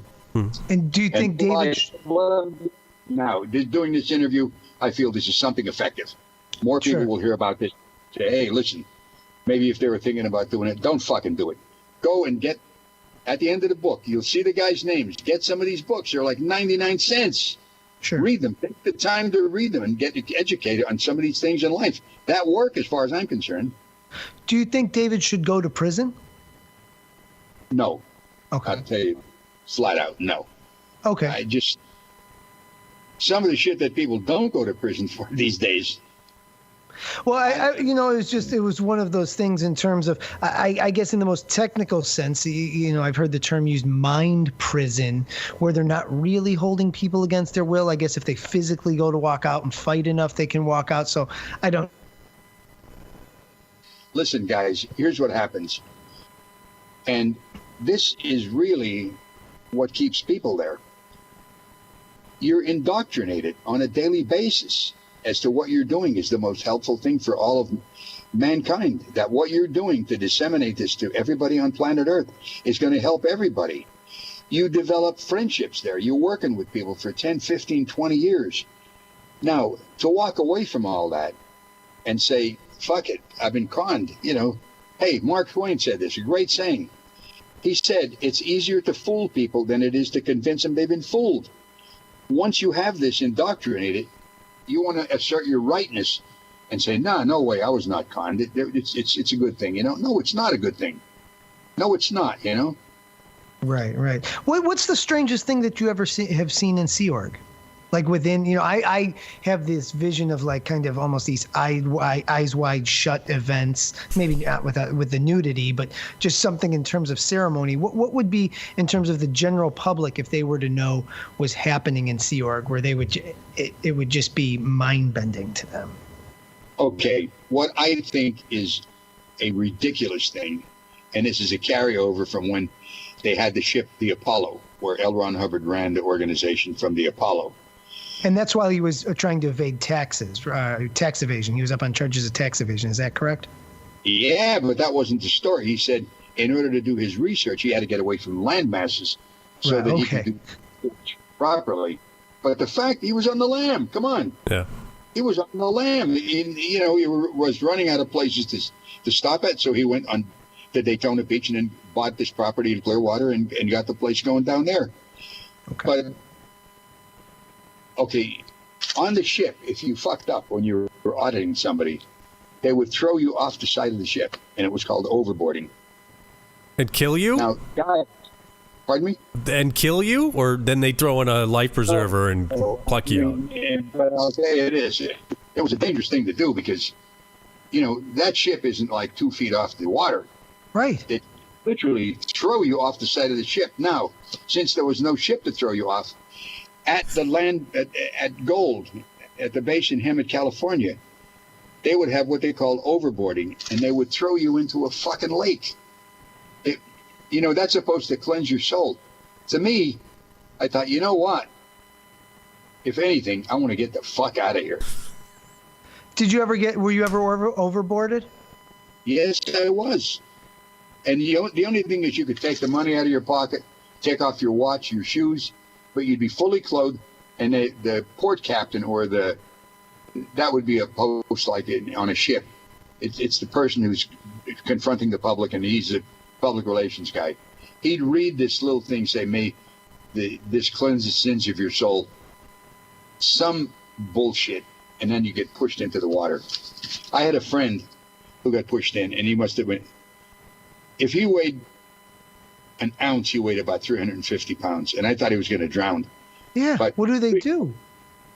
Well, no, if you're that fat, you can't even sink, because fat is lighter than water, But I really pitied him. Wait a second. Fat is lighter than water. Jones, can I get a scientific ruling on that? I guess it depends on how much water, a pound of water versus a pound of fat. Fat is lighter than water? Oh, my God. More buoyant. Yeah. I know what you're saying, because actually this week I saw, I want to say it was this week or maybe last week, there was an elephant that was found out in the sea 15, 16 miles offshore. That's because they can swim. That doesn't mean that it's because fat is lighter than... blubber. It's buoyant. Oh, my God. Of all the shit that you've been saying, Ron, and that's the thing that finally I had to put my foot down. I don't understand that one. I'll Google it, though, later on. The heavier you are, the more buoyant you may be. Okay, all right. You are more buoyant. Okay, let's put it this way. You're more buoyant. Skip everything. All right. Being lighter. Well, anyway, that has nothing to do. I shouldn't have brought it up. I apologize. No, that's okay. No. But anyway, glad you did. He was overboarded, and I that was the one person that thought, good Lord, what if he dies? What if he's going to drown, So, I mean, that's borderline torture. What you're describing there is borderline torture or actual torture. So it sounds, I mean, like I don't want to bag on Scientology because I don't feel like it's any different than any other religion from the outside looking in. My religion looks totally fucking crazy. And I understand that. And I think other religions seem crazy. So, but you called it a cult earlier. This is not a religion. This is a cult. It's called the Church of Scientology for tax purposes, right? As far as I'm concerned, yes, that's right. And that was one of the things that David pulled off. He got the church tax exemption with the IRS, and that solidified him as the leader. And because of that, he's untouchable. He's backed up by everybody within the church. I will say this: if it weren't Scientology, I think no matter what David would have gone into, he would have been successful at it. He's that driven. He's a very powerful person. He's a great talker, very charismatic. And unfortunately, I got everybody involved in it. And look, 2020 rear view mirror vision. Yes, I wouldn't have gotten my family in Scientology if I knew this was going to happen. Absolutely not. So do you think we'll be able to bring it down? You'll be able to bring it down, Ron? You and Leah Remini? Well, I don't know if I'll be able to bring it down, but I would like to force them to be in a more amenable state of mind where we either public peer pressure or the threat of losing their tax exemption, they would just give up this disconnection shit. Let everybody talk to everybody else. And overboarding. Okay. Well, what the fuck? What am I going to say about that? Right. Yeah, keep the overboarding. Yeah, you're right. What is Scientology growing? From where it was, say, in the 60s and 70s, or is the number of the numbers in the church shrinking?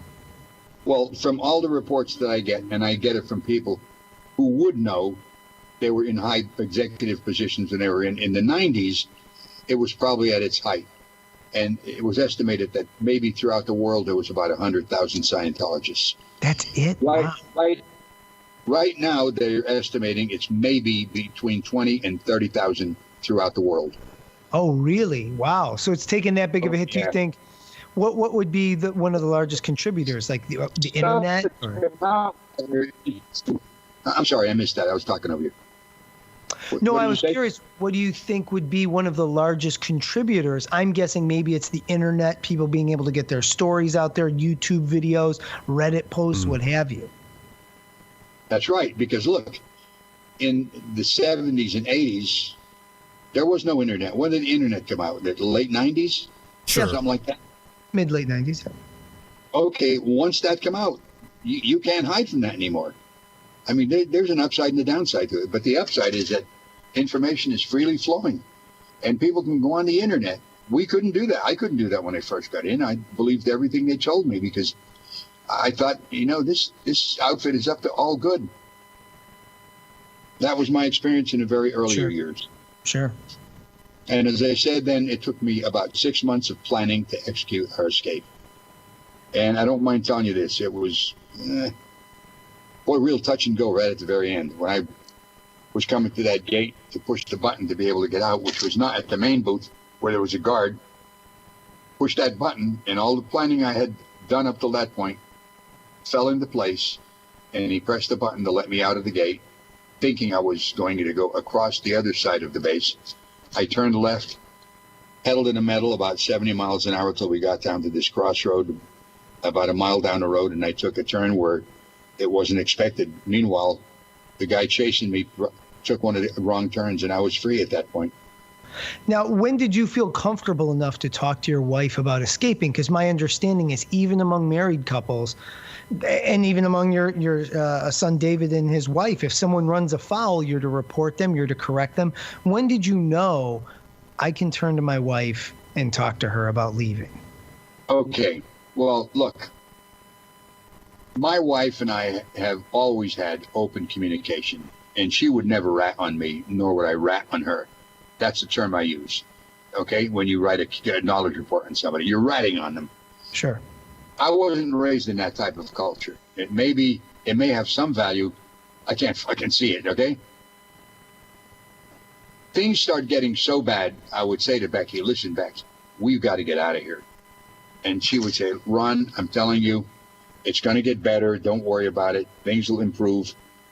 She's the eternal optimist. Mm-hmm. She'll go in and see a light where there is none. A pessimist would go in and blow the light out, okay? And I used to say to her, Becky, if you see a boulder running down the side of a mountain, do you think it's going to stop and reverse and run up the mountain? If things are going bad, they continue to get worse. Mm-hmm. Finally, I had a meeting with David where I asked him to get me a different job because we had a new musical director, and no matter what I wrote, it would get disapproved. And I went for weeks and months working every day, and every melody I wrote was shit canned. It's no good. It's bad. It's terrible. You don't know how to write music. Finally, I wrote to David. I said, David, I got to talk to you. We've had a meeting. I said, look, you got to get me another job because I'm just going down a drain here. I don't care if you give me a job waxing cars in motor pool. But at the end of the day, I want to say, okay, I did this and it's something. He said, I'll look into it. He never did. And within months after that, we started planning our escape. Right.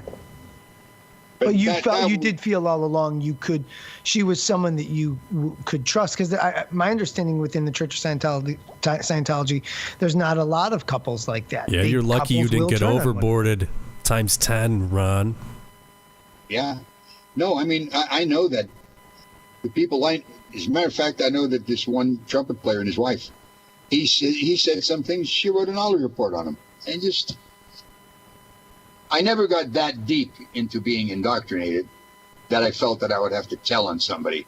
If I had something to take up with somebody, I'd go and confront them to their face and say, hey, what the fuck is with you? Why are you doing such a thing? Right. Other people write a knowledge report so they don't have to confront somebody, you know? Ron, just two last questions from me. Is Tom Cruise gay? As far as I know, absolutely not. I knew that Mike wanted to get that in there. Well, you gotta ask. How the fuck? I got this guy on for an hour. I gotta ask him. That's fine. I don't have a problem that you asked. But as soon as we were talking about having you on, I was like, I know he's gonna really want that. And my second question is John Travolta gay? No. If David, because we know he's gay. If David called, who doesn't know that? If David called you right now, what would you say to him? If he wanted to talk, what would you say to him? Like, let families be together, or would you try to have a father-son talk and get him back on the straight and narrow? For you to say that is completely unreal. For me to talk and get him back on the straight and narrow, that would not be able to be accomplished by me. Would I speak to him? If I could speak to him in person, I'd say to him, listen, for God's sake, why don't you let Lori and Denise and the rest of my grandchildren or great-grandchildren speak to me? And why not do this with everybody who has, just because you have this policy that says, you disconnect people, it's not doing any good to anybody. If anything, it's like your public relations, you're shooting yourself in the foot with a shotgun, not a .22. This is backfiring all around. I mean, just for the sake of you running the organization, skip that. Get rid of it. That would be my advice to him. Whether it would do any good, I doubt it, seriously, okay? P.S. If you just would have given me another job, we could have skipped all this shit, David. Maybe that may have been true. That may have been true. And I'll tell you another thing. Leah, when she was at Tom Cruise's wedding, said to Tommy Davis, Tommy, where is Shelly? And Tommy says, Leah, you don't have the fucking rank to ask that question. No. If Tommy, in a non-arrogant manner, would have said to Leah, Shelly's on a correction program, she would have accepted it. Yeah, that's probably true. It would have all been avoided. It's amazing. It is. Because many times you don't see a C organization member in public, and where's so-and-so? He's on a correction program. Oh, okay. And that's the end of it. Jeez. Correction program. Well, my very final last question for the witnesses, do you think that, in your media tour, has the media been fair to you, or do you feel like some people have attacked you, and has it occurred to you all, I wonder if they're friends with a Scientologist or if they're getting pressured to be hard on me? Have you been treated fairly in your tour? I feel I've been treated fairly, except for in the first beginning, like last year when my book first came out. I didn't think 2020 did a fair job. I think Dan Harris, he just took this high road. You can't take a high road with this. You got to look at really what's happening. And like they had this attorney on for the church. None of her answers were challenged at all. I would agree with you on that. I did see that piece. And I would agree with you. Some sports, you throw me under the fucking bus, So fool me once, shame on you. Fool me twice, shame on me. It ain't going to happen again, I can tell you. Yeah, that's fake news, Ron. I'm glad that you came on with us. Well, I'm glad too, because, and even if you do throw me under the bus, I'm still glad I did the interview because, and I don't think you will, okay? But I had to say that. I will talk to anybody about anything, anytime. And if I can make my point that it helps people not to join the church, or maybe if somebody's what they call under the radar and they were to hear this, and they're thinking, you know what, I'm getting the fuck out. I'm happy to do that. I'm happy that I'm doing that, guys. Absolutely. I'm done with The Witness. Jones, are you done with The Witness? I am. Ron, thank you for coming on. We really appreciate it. Just explaining everything to us and having the patience to kind of go through all of it. You're someone I've wanted to talk to for a while, so I really do appreciate you making the time to come on the show. Yeah, and then let me pitch this again, because if anybody wants to get in touch with me, go to therealronmiscavige.com. That's the only one where you'd see my website. And if a picture comes up of a guy sitting on a bench at the sea, that's my website. You can get in touch with me there. I'm doing public talks. If you know any group that would like to have me speak, I'm more than happy to do it. And I'd love you to buy the book and get informed as to the entire story about Scientology. And it's a good read. If you get it, loan it to your friends or whatever. Get more people to read it. I just am trying to get as many people exposed to how the church operates, because right. Why don't we bring a copy up and go see a Marquette game this season, Jones, and then we'll swing over to West Allis and see Ron and get a signed copy. We can do that. Yeah, I am a Marquette graduate, so I have reason, Ron, to hit Milwaukee, swing by, maybe go out and grab a beer with you in West Allis. How about this? You got it. Oh, wait, you know what? Very good. That's very good. You got it down. Ron, before I let you go, dude, I don't know if you can show me, but I want to see an exergenie. You sell exergenies, something you have been using since the 60s? I've used an exergenie for 53 years. Okay? Hang on a second. Yeah. I'll show you one, okay? Awesome. Yeah, I can't believe I almost forgot about the exergenie. When he left, he said he wanted to just retire, go away in peace, and leave Scientology behind and just sell exergenies and play the trumpet in Dixieland jazz bands. And then, he had this falling out to the point where he had to write this book, I guess, but he still sells exergenies. So now I want to see what... How did you know this? I'm expecting, because I know shit, and I'm expecting it's one of those bikes where you move your whole body or something. An exergenie. Isn't that like something from the 60s where you had that bike that moved your legs and your arms and shit? I'm thinking, do you mean where it shakes you? Oh, no, like a bike of some sort, but like the whole thing was on a hinge or something. That's what I'm expecting. Okay. But yeah, no, that thing, my grandma had one of those things where you're supposed to just stand there and it wiggles your fat and then it melts it away, I guess. No, but that's not the exergenie. No, I don't think so. I don't know. We'll find out. He's going to haul this thing in. I know. I feel bad, like he's in the basement, like panic, like calling out to his wife. Bullshit. He's got a whole bunch of them. Here we go. Here we go. Exergenie time. That's an exergenie. Okay. Now, these things, they're black. I happen to have a white one, which is like almost a collector's item. But this gives you anywhere from an ounce to 600 pounds of resistance. and that handle pulls out, that's the resistance you get on it. And so what is it? You would attach that to the floor or something? Well, you can attach it to a board that you stand on, to a door. If you go on the internet and look at how the exergenie works, you'll see me showing an exergenie and telling you the methodology of it. I'm telling you, all this book bullshit, you have to get rid of this book nonsense, and you need to be doing interviews on the exergenie, bro. This is your ticket. Hey, guys, I'm telling you something. I've used it for 53 years. I'm still in very good shape. Yeah, absolutely. You're 81, is that correct? 81, I still do. I got back from a gig, and this morning I went out and I hustled up another gig for myself. And I usually do anywhere between 4 and 6 gigs a week. And I sell exergenies.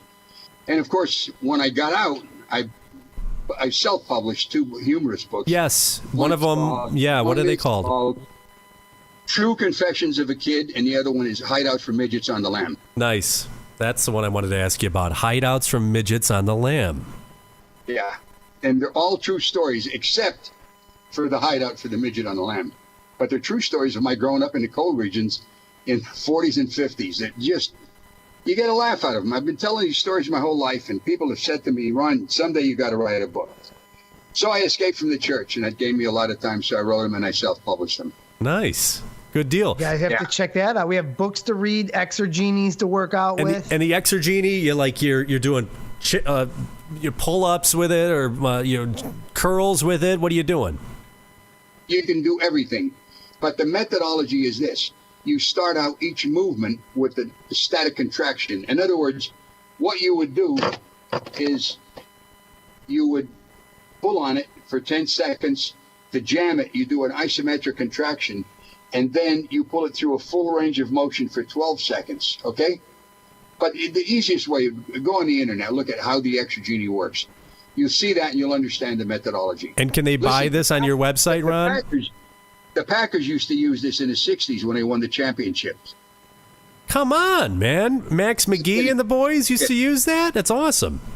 Vince Lombardi is the one who got them using it.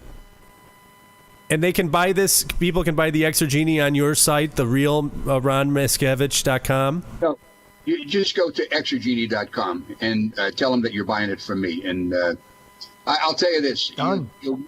If you use it, you'll benefit more from this than any other exercise device you could buy. That's a ringing endorsement. Yeah. Well, look, I'm going to Houston next week to do a talk down there. I'll take my exergenie with me. Take it in the hotel room. My workouts are about anywhere from 8 to about 15 minutes. That's it. And you get a whole body workout. Nice. Awesome. Yeah.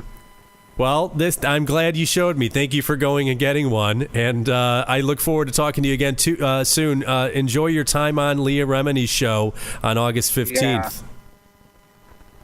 I will. And I'll tell you, by the way, Leah is a great girl. You know that.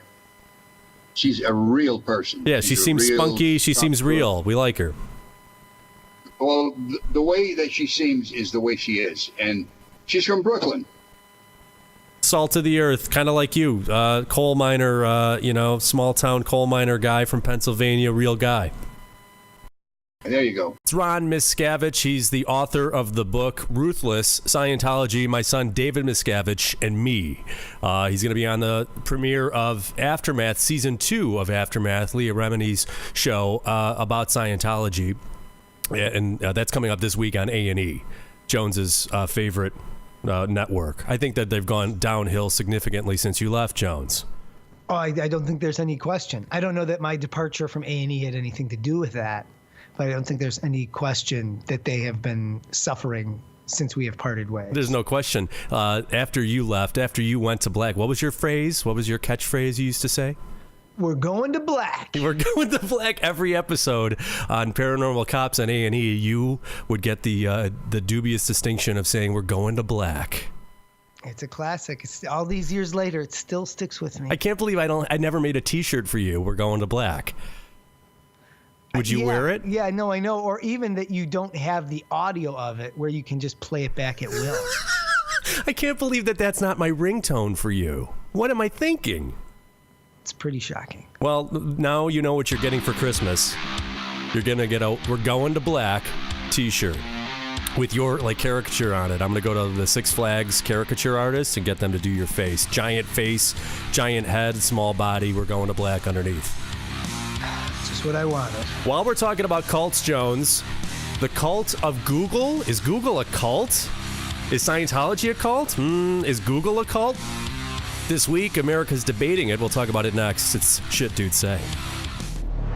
In a world of beaten down middle-aged men, prissy panty waists, and triggered snowflakes, two dudes say the shit you say, think, and feel. And now, we're ready to blow this shit up. Announcing Jones and Mike, version 2.0, coming to a phone, car, or computer near you. Live video and audio, anywhere you are, any way you like it, anytime you need it. Words that sear through your mind like tiny little missiles of brutal truth that make you go, or freeing men from the malaise of middle age, giving women the straight dope on what their dudes think. It's the dudes say that women want to hear. Go to www.patreon.com/Jones and Mike. Patreon. Patreon.com/Jones and Mike. Support the show. Join our community. Get rewards. And help save Spaceship Earth from the hordes of fake news bullshit artists. Dudes Say with Jones and Mike. Get the show for not much dough. Dudes Say with Jones and Mike. Rated M for mature audiences.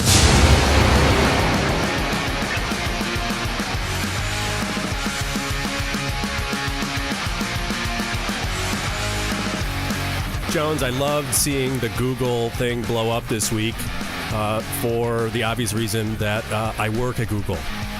So full disclosure, I work at Google, so I can kind of talk about this and kind of not, because my children, they insist on eating. Right. And they depend on me to get Google to pay me every day. And quite honestly, I will say this about Google. It's been a great experience working there, and the people are generally nice, and the place is very nice, and they serve us food, and the food is pretty fucking good. And at the time I went there, I needed a job. I needed somebody to pay me. I needed a jobby job really badly for reasons I won't go into. But suffice it to say that Google changed my life and saved my life at that time. I love that you say for reasons that you don't go into. Anybody that is listening to or watching this show does a job for reasons that they can certainly go into. You just need a job. Well, right, but I mean, there was more to it. I was getting sued, and it was costly, and I was stuck in the legal system. So that's why I don't want to fucking go into it, Jones. But it was more than just I need a job at the time or I need money. It was I really need a job and I really need money right now, right fucking now. And then I got a job at Google. And Google came along and saved you. It totally did. That's how cults often work. Yes. Okay, so there's a show on, I think it's on Netflix. It's with Aaron Paul from Breaking Bad, and The Path is the name of it. And I haven't watched too much of it. It's honestly, it's kind of talky and it's not that good. But in this, it begins with a natural disaster like a tornado, like in New York or something, upstate New York. And the cult swoops into town and offers them food and water and a place to hang their hat and stay. And they bring them back to the cult town. And that's kind of part of their MO, is they find people vulnerable and in distress. Maybe Google, maybe somehow I ended up on their radar, this guy's in trouble. He'll do whatever we need him to do. They could be doing searches. They look at your email. They see all of these, the law offices of and to Mike Noonan. Oh my God, my mind is blown. My mind is blown. They go, wait a minute. Honest to God, I'm not kidding. What if? Someone is under a little bit of pressure. He'll do whatever we need him to do. Yeah, they looked at me and they went, Jones is probably still sitting pretty high on the hog from his Paranormal Cops A&E money. We'll let him go. Yeah, he's living off of the 0% royalties on the European distribution. Mike, he seems to be under a little bit of pressure. Might we throw him a lifeline? Dude, maybe, man. And I don't know, but this week, So having said that, I'm not going to talk about anything internal. I don't even know what my NDA says or whatever. But someday I think I will talk about the internal stuff. For now, I'm not going to. And in fact, they just made me go through training on Thursday, like one of those click-through tutorial things. And it was privacy training, like what you can talk about, what you can't. Maybe that was timed for a reason, because of the events of this week. But in that training, it was like, hey, man, if it's publicly, disseminated, you can talk about it. So I'm going to. And I think it's common knowledge that Google is a left-leaning organization. I think that's been publicly kind of, it's apparent. So that's not really disclosing, growing up, we called it house talk. Anything that was only supposed to be talked about in the house was house talk. That was the phrase. Did you guys have a phrase like that in your house? Not house talk. No, it was just general Catholicism. So, well, yeah, my parents would, be talking shit about somebody or something, and then they would turn to us and be like, now this is house talk. You do not repeat this outside of this house. Do you understand? Yeah. We were my sister and I were big rule followers, though, so right. It wasn't much like we would kind of break out and go do that stuff. So no, we didn't have. I know what house talk is. Sure, but that wasn't really an issue in our house. Right. So I'm not, I'm not violating Google's house talk by saying, right, okay, it is a left-leaning organization, and because of that, they suffer the slings and arrows sometimes. And they kind of bring it on themselves, and I think they're fine with that, actually. And this week, they were criticized by one of their employees, some software engineer, some mid-level puke out in California, I think, where they're based in Mountain View, California, where Google's based. Although, but let's be honest, it's probably based in Washington, D.C. There are times where I'm like, I think this is run by the government. I think they've merged at some point, but at any rate, oh my God, I think I just violated house talk. So some mid-level engineer, do you know his name? He's famous now. He's actually a senior engineer. His name is James Damore, but he looks like he's 19 years old. Right. So that I have a feeling, I'm not trying to put down James's qualifications or his abilities, but to take a look at him, he did not look like a senior engineer. Maybe that's just a title they go with. You can tell me, you're inside the house. No, I'm not saying a word, Jones. But no, yeah, but I mean, it's all 20 and 30 somethings there. I'm like the old geezer of the bunch. There's a couple of older geezers than me in Chicago, and I'm, and even on my team, there's someone older than me, but like 43, it's like time to put me out to pasture at that joint. It's definitely newbie graduates up to like 35. So this guy comes out and he wrote a memo called Google's Ideological Echo Chamber. And it was like 10 pages too, right? Like that's where it's like, dude, you seem like a fucking kook. 10 pages. Yeah, you know gotta what, definitely you're grinding axes and goring oxes at that point.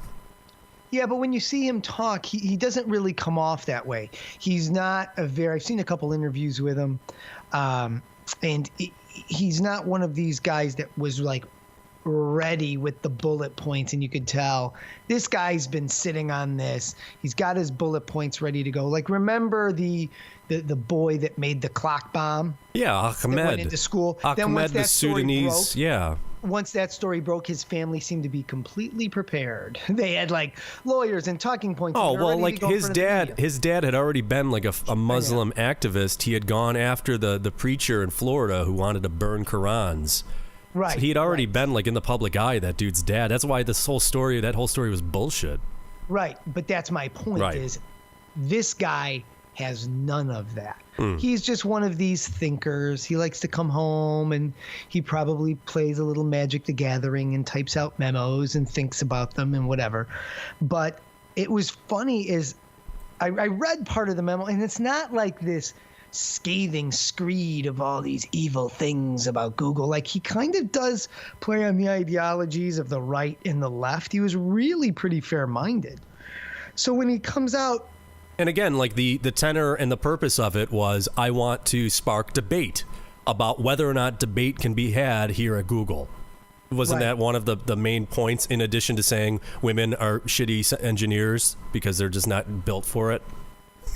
I mean, I'm not endorsing that. I'm just saying. Those are your words. No, I'm not endorsing that. I'm saying, wasn't that his point? Like, those were the two main points. Well, I think his point was, while there are merits to diversity and diversity training, are we overlooking some things that are just biological or about nature or what have you. Right. You know, being a very successful programmer requires very long hours and a certain amount of dedication. And not that women aren't dedicated and can't put in long hours, but long-term goal. Is that something that women want to do? Is this serving them? So he was exploring those ideas. And in an effort to discuss those ideas, he was smashed down, completely silenced. Well, I take that back. He was smashed down. There was an attempt to silence him. Now he's everywhere. It's like, honestly, when you have a cockroach in the house, you're supposed to trap it and release it or spray it, but you're not supposed to crush it. But why? Because that like releases the eggs, right? And something then you get like fucking that. cockroaches I don't everywhere. even know that that's true, but I've heard that. But in this scenario, they squished Damore, and his eggs went everywhere. Well, wait a second though. Like it wasn't. They fired him after the thing went viral, and then they fired him. True. Well.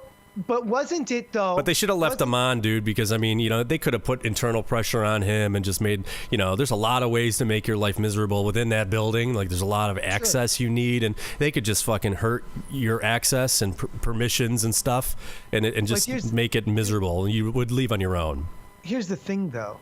Couldn't they have? I know you're saying that it did go viral, which it did, but it only went viral in that he did not go on YouTube with this. My understanding is this was a memo that he put out.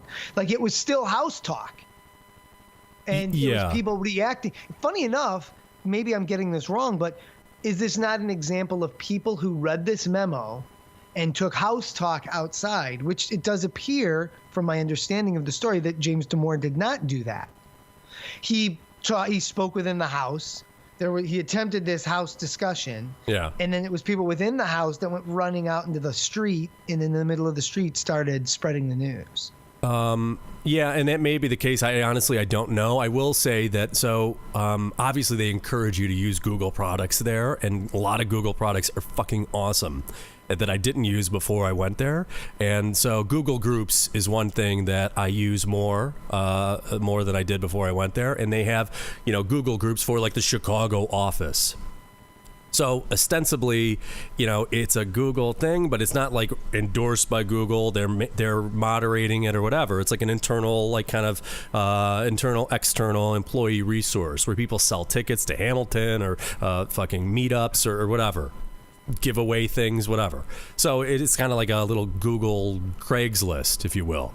And so there's like hundreds of those for offices and different, you know, groups within Google and stuff. So I say all that to say that it's not like officially sanctioned, but management knows it exists. They have to, and they probably participate in it. And there are things that I see on there that I'm like, wow, I can't believe you're publicly discussing that, or you know, talking about that. I'll talk about it someday in my tell-all memoir. But there are things ideologically or politically, and it's all from the left. There's no right-wing discussion, and I do believe that people within that company feel you can't talk about those things. If you're a right-leaning guy, if you support Trump, for example, you would never say it out loud there. But if you support Al Gore, Hillary, and Dems, and LGBTQ+, blah, blah, blah, totally out in the open and fearless. And that's kind of weird. I'm always kind of like, I don't think we should be talking about this shit at work. Politics and religion, don't talk about it at work. So to me, this whole thing boils down to that issue. Okay. So what is discussable at work and what isn't? Why are you able to talk about things at Google that I don't think you would talk about at another company? At your company, would you talk about politics, religion, things like that? Doesn't it seem like a bad idea? Yeah, but you can't compare the two of us. Ours is it's a small company. It's a handful of people, less than 10. Right. It's a family environment. We hang out. The majority of I think I'm actually going to a house party tonight. Like there's, actually it's funny. I think I'm going to a house party tonight that would be, they're like, yeah, we'll probably get going after midnight. So if you want to swing by, I'm like, oh my God. So we'll see. That'll be a question mark if I make it or not. Yeah, old man Jones can't be doing that. But at any rate, other companies you've been at, there are certain things you just wouldn't talk about. Right. No, of course. So to that end, with that in mind, it does seem like, okay, well, what would be the motive to talk about those things? And I, as an outsider, would look at that and look at it as an attempt at social engineering and then a cult-like behavior. Cult-like behavior, is that not social engineering? And for me, as an outsider, I look at a company like Google that controls information, how you see it, how you share it. You know, it was just actually a week and a half ago, wasn't Jordan Peterson was blocked from posting his own videos. This is a professor based in Canada who is fighting, that was painful, who is fighting his fix it in employer. Post. Yeah. No, you won't. You're going to highlight that. Actually, we'll get a close up. But he is highlighting a lot of these gender neutral pronouns that are being put forth by the administration and kind of reactions to transgenderism. He's now been doing these video series, what have you. YouTube blocked him from posting videos without an explanation. Yeah. And it wasn't until he went to other channels that they gave him his ability to post his videos back. So I look at companies like a YouTube and a Google and I go, yeah, this is not just about a memo. This is massive from me. Yeah. They've demonetized formerly lucrative channels and really the lifeblood of the creators, conservative creators. That they have definitely done that. Most recently this week, those two oddly black conservative like hero commentators, Diamond and Silk. You familiar with those two like heavyset older black ladies that like love Trump and stuff? And they're on with Sean Hannity. It's such a weird thing. Now, but I believe they're like, whatever. They're righties, and they've been demonetized, so they're not making any dough on their YouTube channels, and that's shitty. That is shitty. Whether I need the paycheck or not. It's like, wait a second. You depend on. It's just like when Facebook blocks things. It's like you depend on our content. This wouldn't exist without our content. So don't ever block any of it, honestly. I mean, unless it's like, but oddly, like suicides, beheadings, that shit gets through.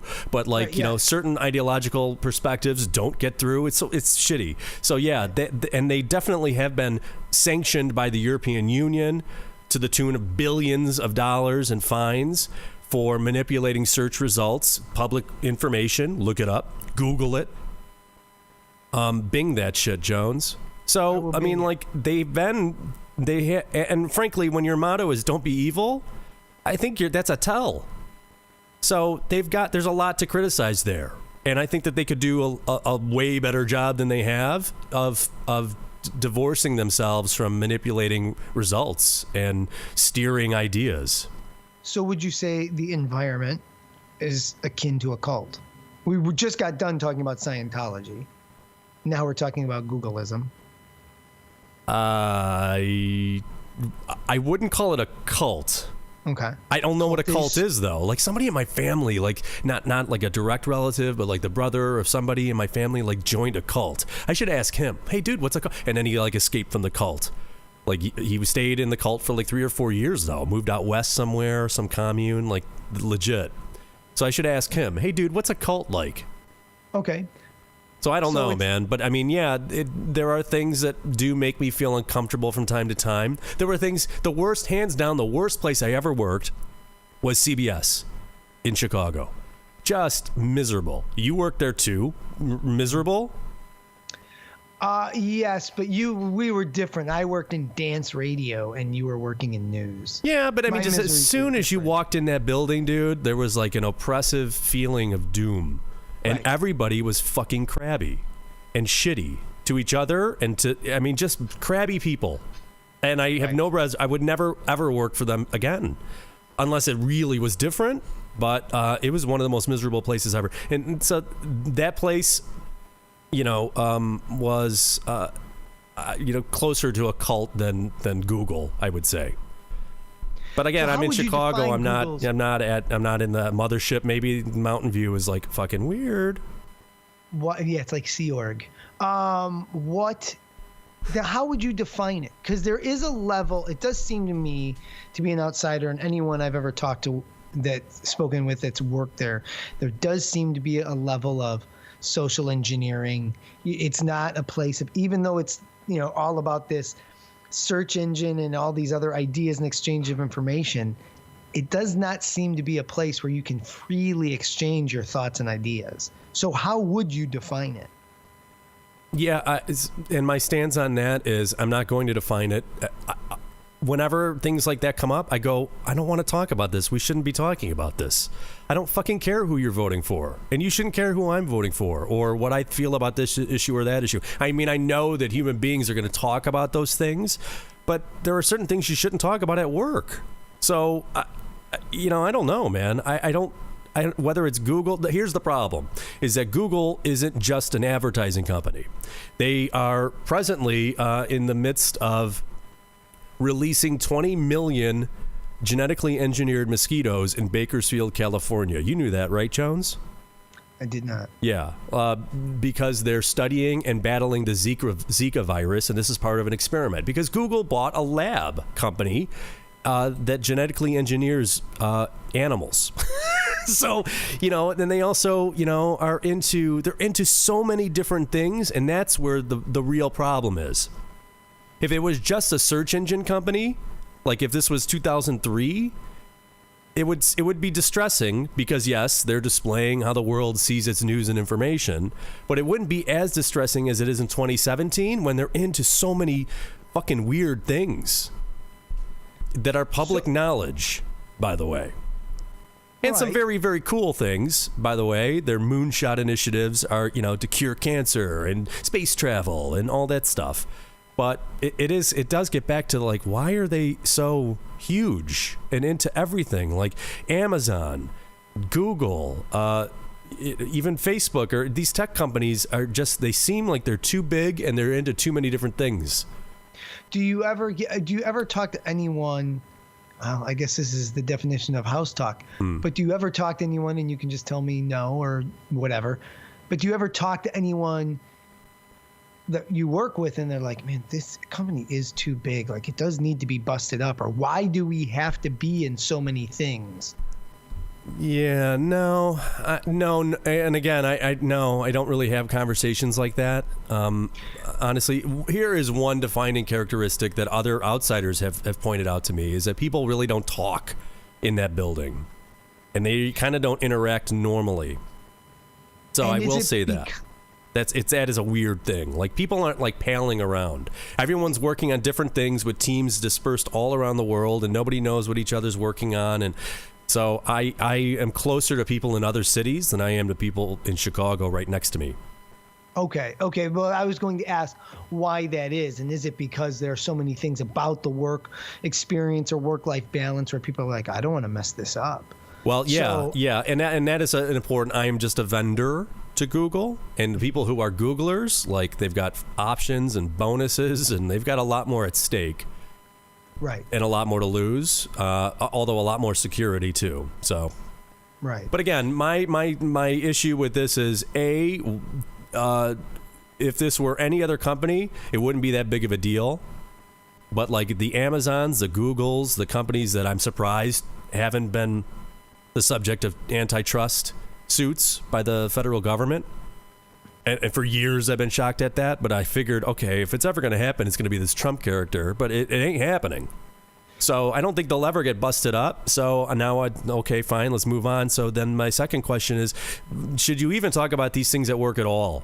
And my answer to that is no. So why do you think they do it? Well, I'm talking about the guy who wrote the 10-page manifesto. I think that he's a fucking idiot. Like, why do it? Yeah, he shouldn't talk about what he was talking about, and the people that are on their, their message boards talking about the shit that they're talking about ideologically, they shouldn't talk about what they're talking about. Everyone should just fucking keep it in their own house. Keep it in your four walls. Don't bring it to work. I don't know about that, though, because doesn't it raise, like, this Damore guy, isn't he really raising some interesting questions? Like, for example, I don't know that I think he's shedding light on the corporate culture of Google, which I think most people, if they even have any sense of what the corporate culture would be like, it's fun and playful and upbeat. They would never think of it in terms of social engineering, which he seems to be pointing out. And then also, I mean, I do think it raises a really interesting question about, what is behind Google's this has always been a trick bag for me. Take, for example, Google's drive towards diversity. And I always wonder why diversity is so incredibly valued. Because when you talk to people who value it, when they get down to their core point, it's always like, because everyone's like everybody else. And it's like, okay, well, if everyone's like everybody else, then how is there any diversity of ideas? You know what I mean? If a Mexican engineer or a black engineer or an Asian engineer, everybody's just the same and they can come to the same conclusions and the same ideas, it just seems kind of a mystery to me. Like, valuing this diversity, you'll get this wealth of information, but we're all the same. Yeah, no, I hear what you're saying there. And so I guess this guy is claiming that his work as an engineer has been hampered because they've put substandard engineers around him in the name of diversity. Am I summarizing his overall point then? That's kind of what he alludes to, is that, by trying to check off certain boxes, is there a chance we're not putting people in the best positions and in positions where they can be most effective? Yeah, I mean, there are multiple ways to skin any cat in any situation, but I mean, with software engineering and the testing that you go through there, like the interviewing process is really exhaustive. They make you whiteboard out code and stuff. Like, you have to answer certain questions. So to me, I don't know how it's possible for a substandard engineer to get hired just because it's a woman or because they're black or something. Like, right. You either answer the question correctly or not. Now, if they've got 3 people who answer the question correctly, and it's a woman, a black guy, and an Asian dude, and they've got like tons of Asian guys already, I could see them wanting to mix it up. Everyone got the answer correct, though. So right, I don't see the problem, honestly. And my purview and my kind of field of expertise is a little bit more subjective.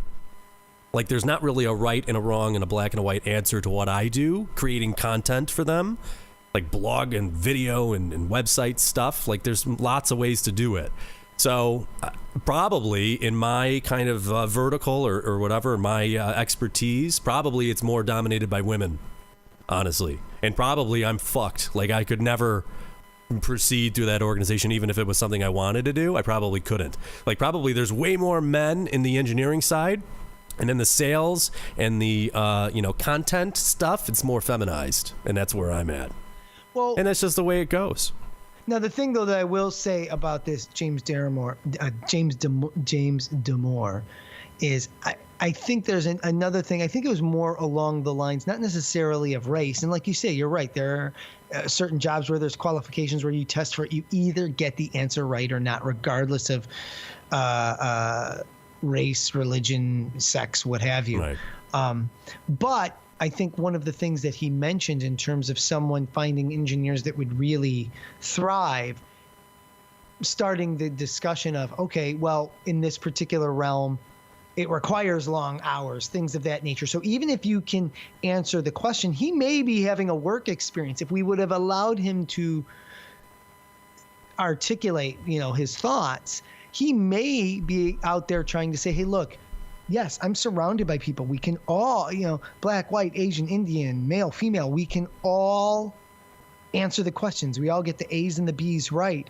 However, at 5 o'clock every day, when there's still probably about 90 minutes of work left, I'm surrounded by a few people that have to get up and leave because they've got to pick up their kid from soccer practice or whatever it is.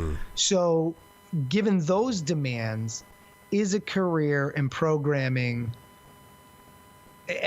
striving for diversity in that realm, given the demands on the position. All right, fair enough. Is that ideal? Well, that was, I think, more of what he was alluding to. Not like, just based on skin color or sex. Right.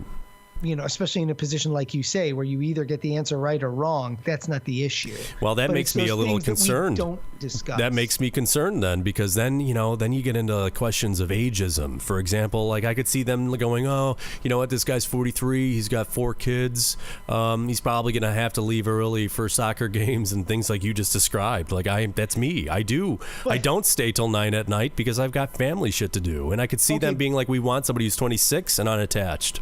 Right, but you're saying 9 at night. Right there is, I think, a very interesting tell. If Jill and I were doing this podcast and she was making the same point you said, I could not imagine her using the term 9. She might say, I can't stay till 6 or 7. Yeah, I think there's a sense that there does seem to be, and this is coming from a guy that's not married and doesn't have kids, but when families are started, women do seem to be, they say, biologically, psychologically become the nesters, and the men become very anxious about their career path and how much money they can bring in. Some men. Well, I know. But I think in general, to discuss this, we have to generalize. But that's just biologically the thought process that kicks in.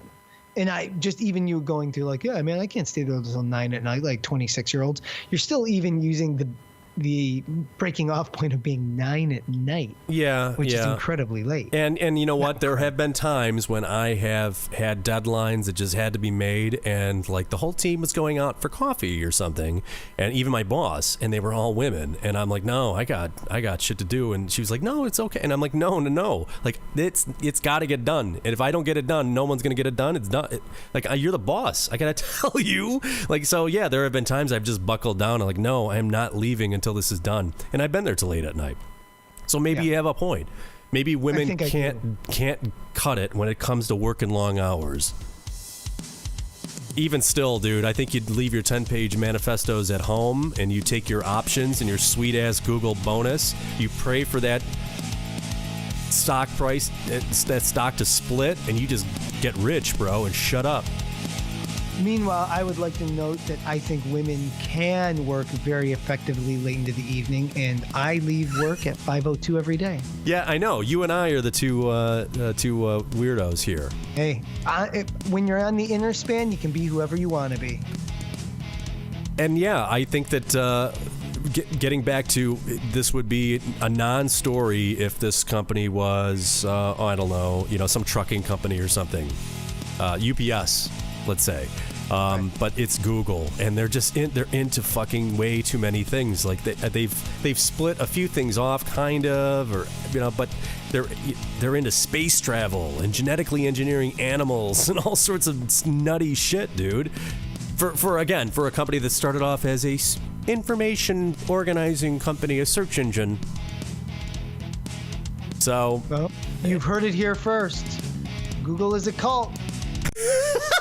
No, I didn't say that. Science. Jones said that. No, I need this gig, Jones. And Mike. Dude, they're going to make that guy disappear. What's his name? Damore? He's going to disappear totally off the face of the earth. You won't be able to bing him or anything. He just seems a guy who's eager to go back into his parents' basement and play a little D&D.